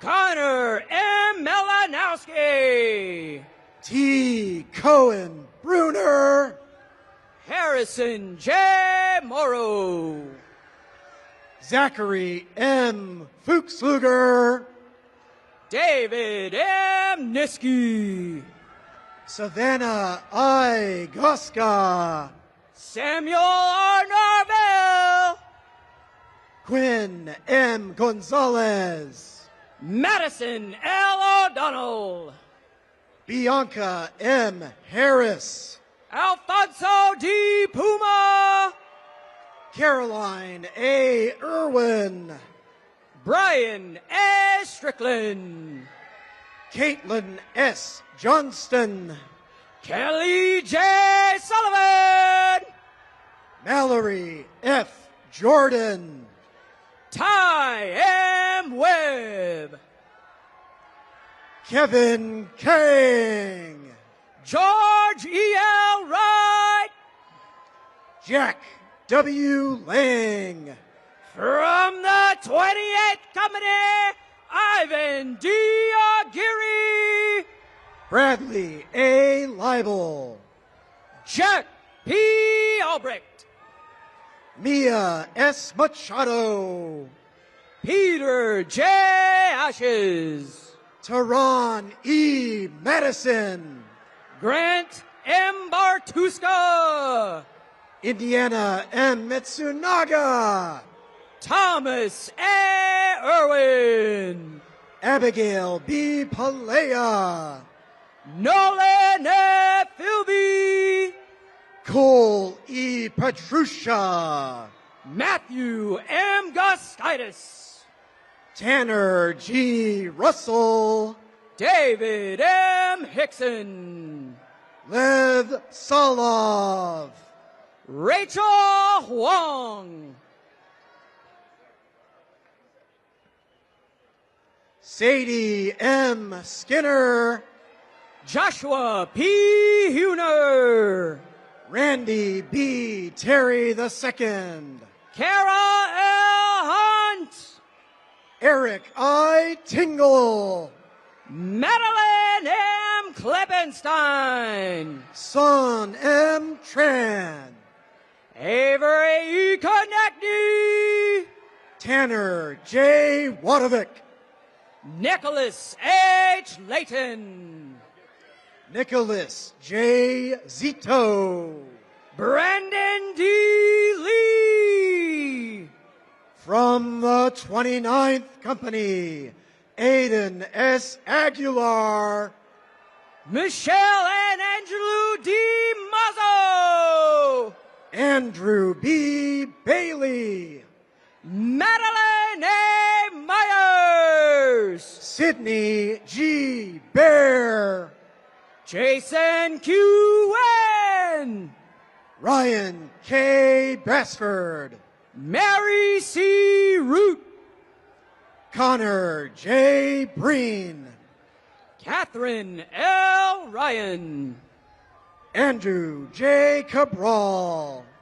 Xander D. Spees. Justin T. Carl. Catherine E. Vardado. John T. Casano Boris Jr. Matthew Wang. Richard D. Crockett III. William M. Wirt. Alexandra J. Edelman. Nicholas K. Wydick. A. J. Hinton. Andrew B. Wilkinson. Mohammed A. Jerby. Ryder J. Idiarte. Catherine B. Kadima. Miriam A. Yusel Lazo.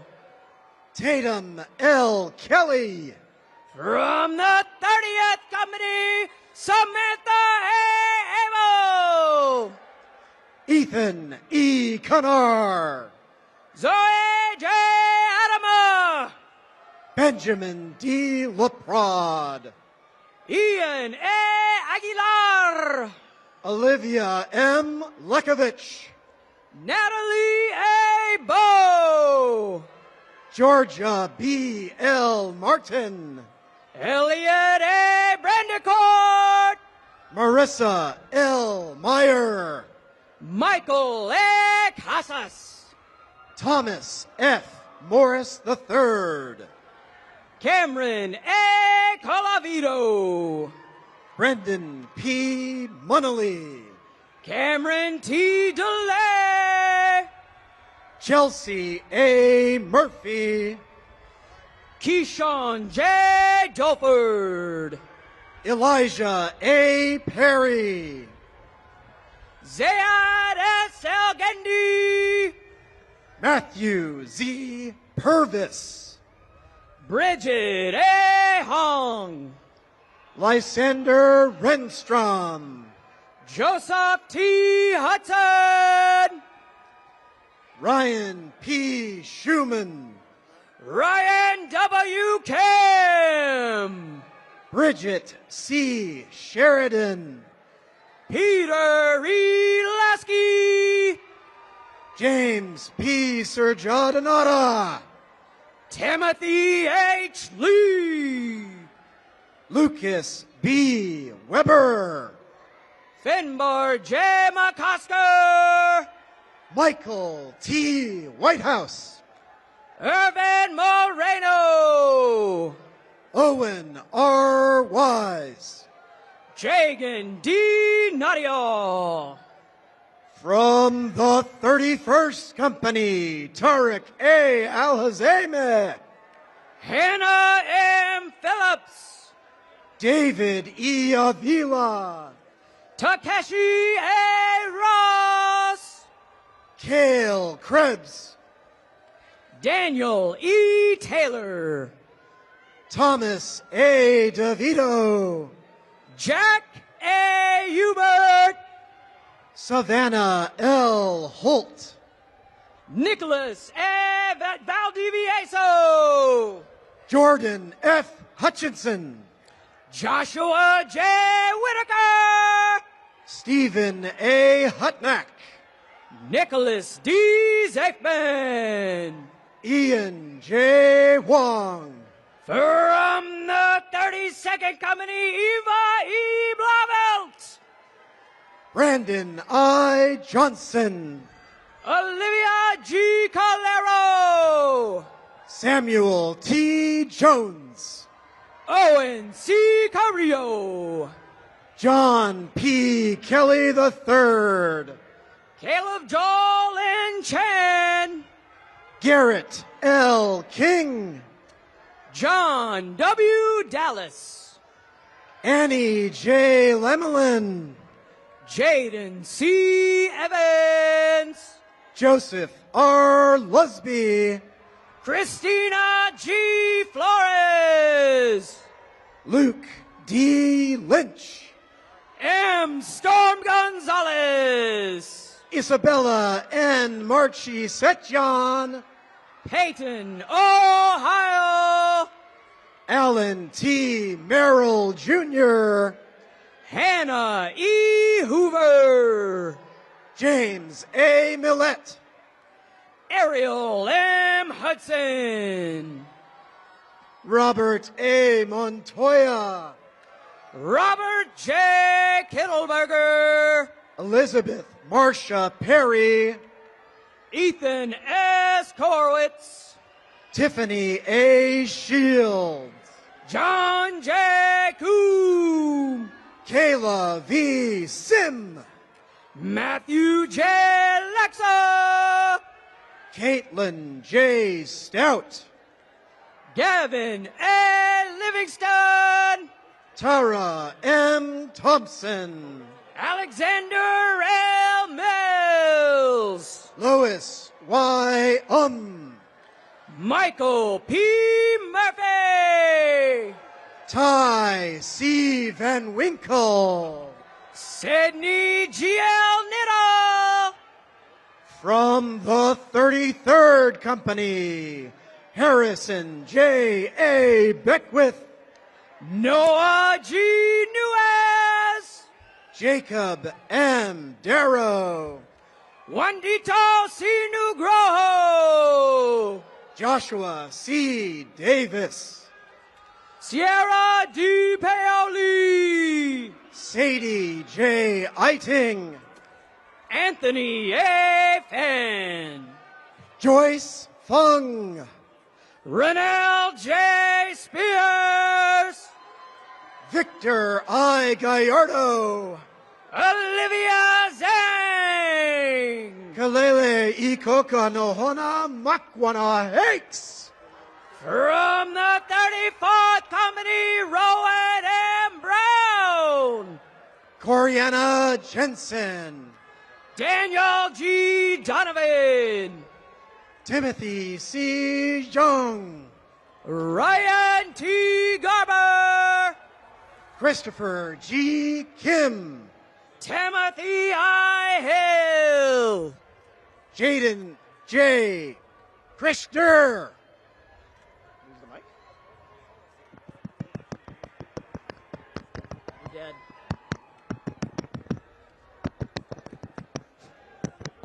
Lost the audio. Dead. Test. Jaden J. Christer.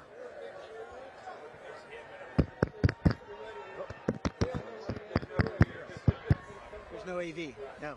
He didn't take the diploma? I don't know. Well.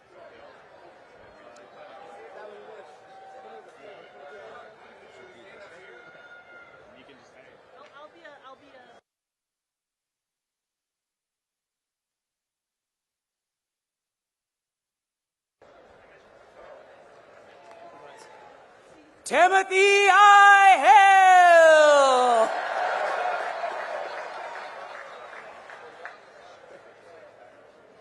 Jaden J. Christier, Robert P. Holbrook, Yasmin A. Latham, Ryan M. Hollenbach, Webster H. Lowe, Ryan C. Hotelling, Noah Nazim Mufraj, Catherine A. Jakowski, Hassan Nashoth, Sky J. Locktowen, Sangpasea Un Samon, John T. Lemke, Angela M. Santos, Savannah J. Lewis, Dylan G. Steadley, Emma M. Luke Case, Ethan J. Sullivan, Akshad May Ashwari, Lyndon A. Taylor III, George H. Main, Henry C. Tolker III, Alec D. Malone, Luke A. Wagner, Scott A. Martinez, Mitchell John White, Jessica G. McKenzie, Ellie S. Wiltsey Hyatt, Sarah L. Parica, from the 35th Company, Kinnery R. Adkins, Ian J. Ratsberg, Max W. Autry, Nora E. Rawson, Isaiah P. Drake, Iñaki Romero Garza, Daniel S. Fellows II, Amelia A. Sachs, Nathaniel W. Harding, Logan T. Scotto, Miracle E. Haynes, Grant W. Swear, Thomas V. Joseph IV, Michael J. Uri III, Kate H. Lee, Jillian J.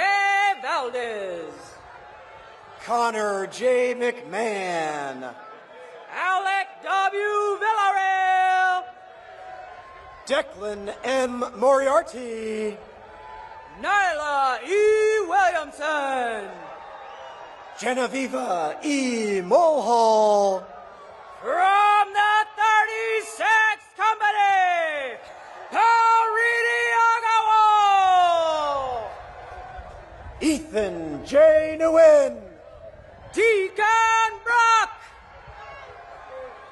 Juan S. Ortiz Perez, Ulysses E. Buzen, Luke H. Parker, Elise J.S. Chapin, Noel L. Rubiano, Jackson D. Collier, Andre T. Seiss, Michael A. Cullen, Hannah E. Sarver, Colin P. Dupont, Conrad L. Schutz, Jessica L. Felix, Stephen H. Smith, Christian G. Frymark, Luke F.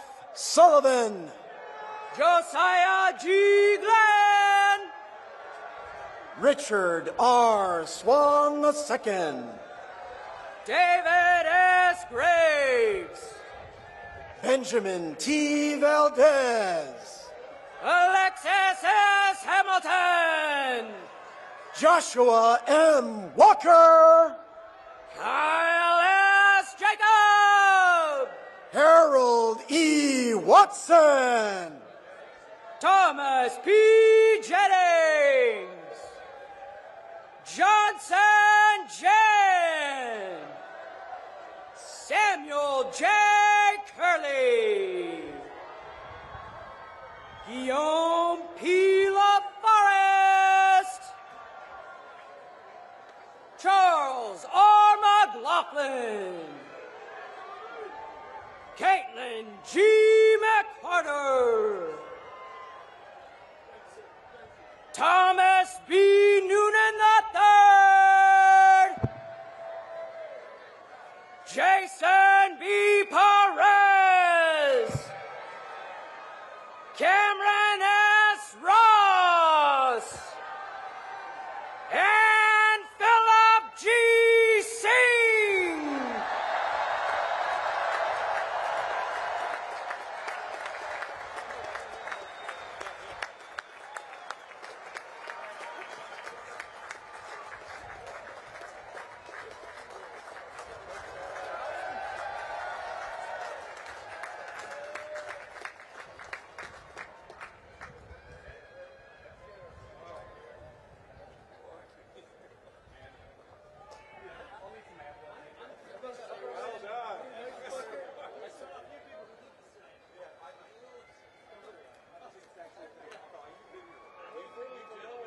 All right.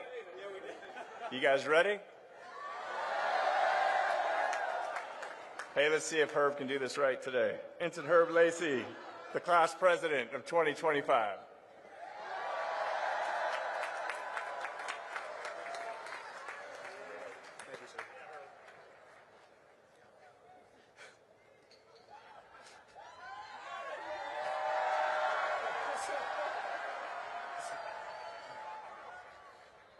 Good afternoon, Vice President Vance, Secretary Phelan, General Smith, Admiral Kilby, Vice Admiral Davids, distinguished guests, family, friends, faculty, staff, and members of our link in the chain, Commander Chikanovich and the class of 1975. On behalf of the great class of 2025, I thank you all for sharing this momentous occasion with us. Thank you all for your service and how you have and will continue to impact us as we start our military careers. Vice President Vance, sir, if you would please join me on the podium.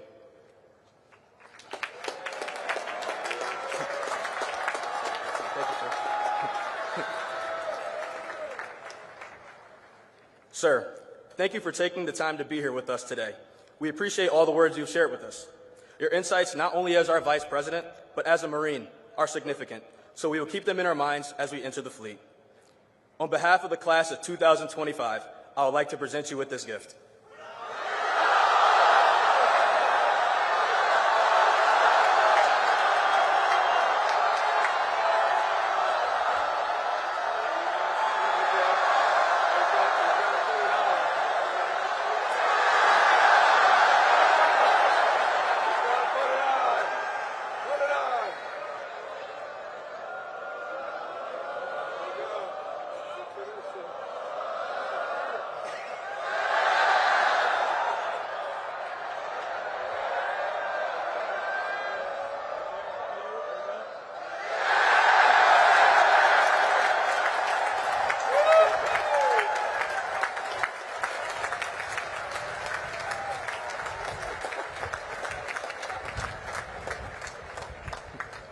Thank you, sir. I have never in my life envied a human being who led an easy life. I have envied a great many people who led difficult lives and led them well. Former President Teddy Roosevelt. Living our lives well is something that we always hear about here at the Academy. Earlier this semester, my class was given the opportunity to vote on who would be our honorary graduates. These three individuals have either made great contributions to our class, the brigade, or our country. They have set an example of what living our lives well can entail, no matter what our journey is. I would now like to take the time to recognize our honorary graduates. Our first honorary graduate is Mr. Pierre Duvernay. Mr. Duvernay serves the brigade every day as our...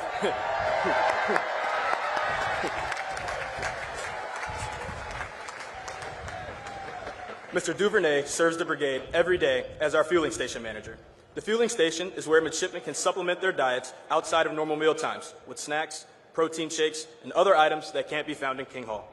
Upon arriving, you will always see Mr. Duvernay, and when you do, he'll be smiling. Every day, he chooses to positively interact with countless midshipmen. Without his tireless work, we would not have the extra sustenance and energy we love so much. His example not only shows us to take pride in what we do every single day, but also shows how small acts of kindness can positively impact those around you.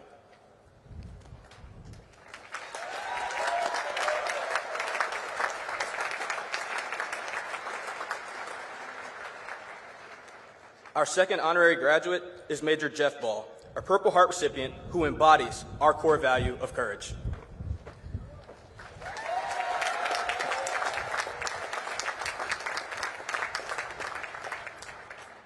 Major Ball was company commander of Ghost Company, 2nd Battalion, 1st Marines, and was directly involved in the Kabul airport evacuation. His unit played a key role in the evacuation of over 124,000 Afghanis and Americans. He arrived at the Academy in June 2023, and since then has served as a leadership instructor, a staff platoon commander at Leatherneck in the summer, and as a keynote speaker for our character seminar this spring.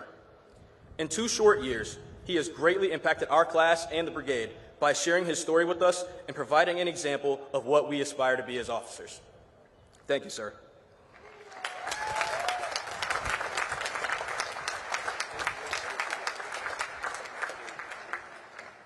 Our third honorary graduate is Ms. Sandra Duplantis and her dog, Ziggy.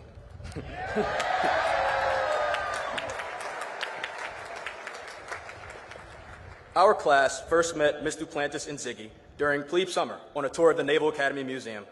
In addition to enjoying time away from our detailers, Ms. Duplantis and Ziggy, at that moment, provided a key morale boost to a rather monotonous and humid summer. She and Ziggy can often be seen around the yard during exam periods, plays, and important events that we have shared together as a class. Her impact goes far beyond the extensive work she does for the museum, and we are so grateful to have her here. Honorary graduates, would you please stand to be recognized? We'd like to present you each with a token of our appreciation. Unfortunately, Mr. Duvernay could not be with us, but we appreciate him nonetheless, regardless. If you look to your left, or look to your right.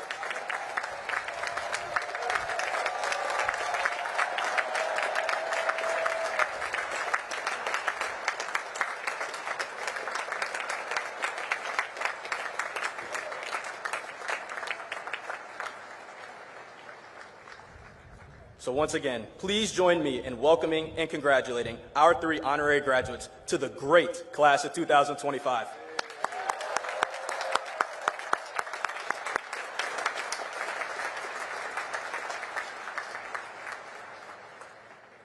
I would also like to thank everyone in this stadium for supporting us throughout our 47-month journey. No one makes it through life alone, and without you all, this moment would not be possible for us. To the active duty staff, thank you for supporting and mentoring us throughout our time here. You have provided an excellent example. To the professors and educators, thank you for all the time spent on ensuring we graduated.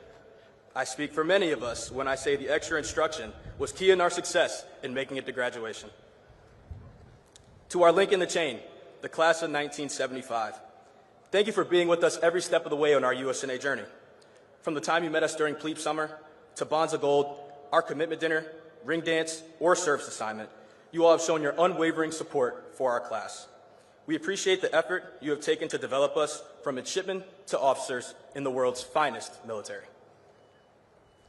To the classes of 2027,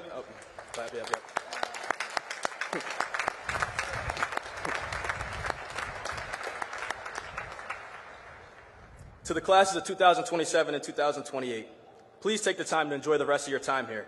I promise it goes faster than you think. Your time in the sun for leadership will come.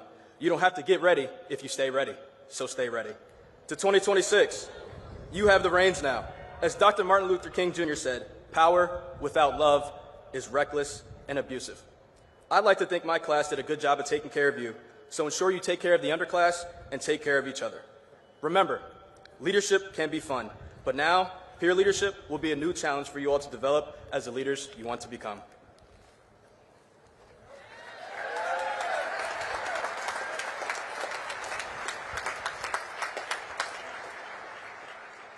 And now here's my favorite part. To 25, our great class.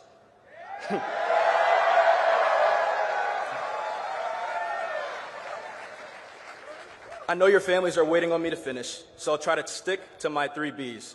Be bold, be brief, and most importantly, be gone. When I think about us, I think of two quotes. One, our class motto, Morior Invictus, meaning death before defeat. And two, a quote from former President Franklin Roosevelt. It is common sense to take a method and try it. If it fails, admit it frankly and try another. But above all, try something. From plebe summer, where we were told every challenge is an opportunity and we were to rise to it, to sitting in our seats now as future Naval Academy alumnus, we were dealt an interesting hand of cards. Our leadership didn't want our excuses. They told us to perform regardless. And that we did. From being in companies that faced a new culture due to rearranging the upper class in the brigade, to very temporary in-person PCAs, to the 36 company shift with more billets than people to fill them, and so many more challenges we could think of. You name it, the Academy tested us, and we have risen to those challenges.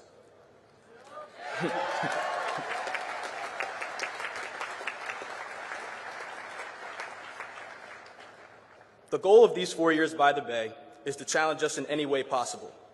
In these last 4 years, I think they did a good job of that.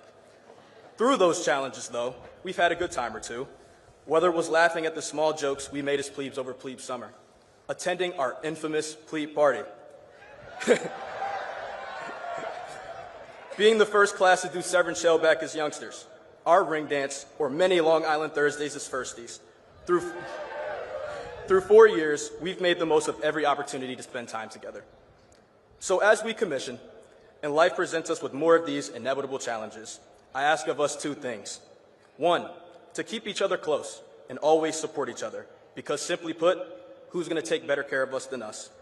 And lastly, to remember Lieutenant Brendan Looney's quote, be strong, be accountable, never complain.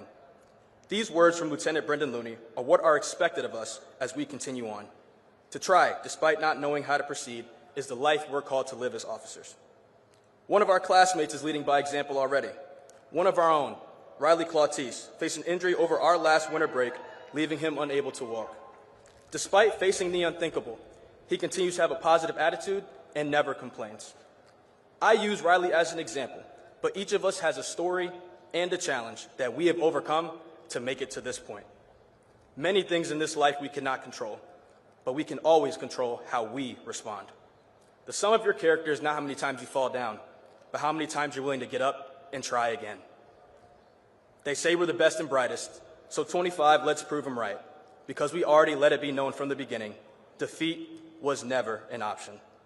I'm excited for our bright future, and it's been an honor being your classmate. And I think Kendrick Lamar said this best, because they not like us.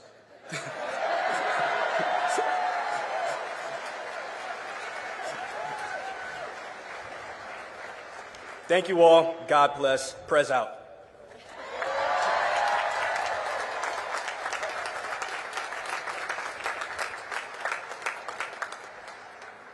Ladies and gentlemen, as we come to the end of our ceremony today, please rise for the singing of Navy Blue and Gold.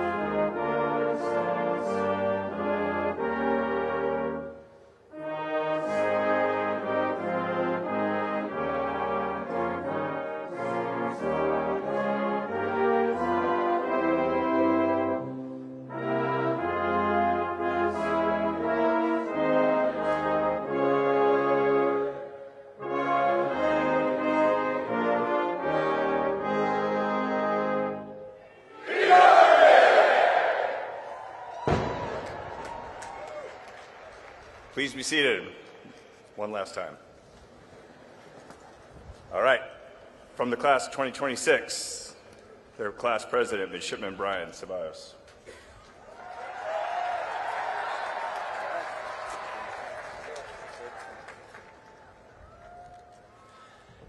Members of the classes of 2026, 2027, and 2028, please rise.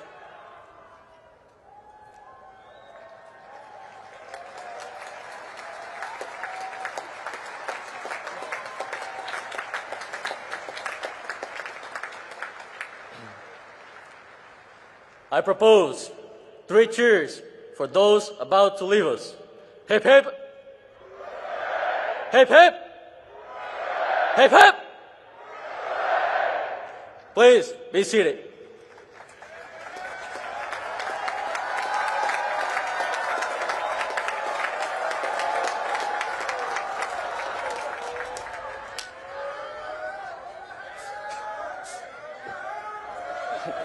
Class of 2025, please rise.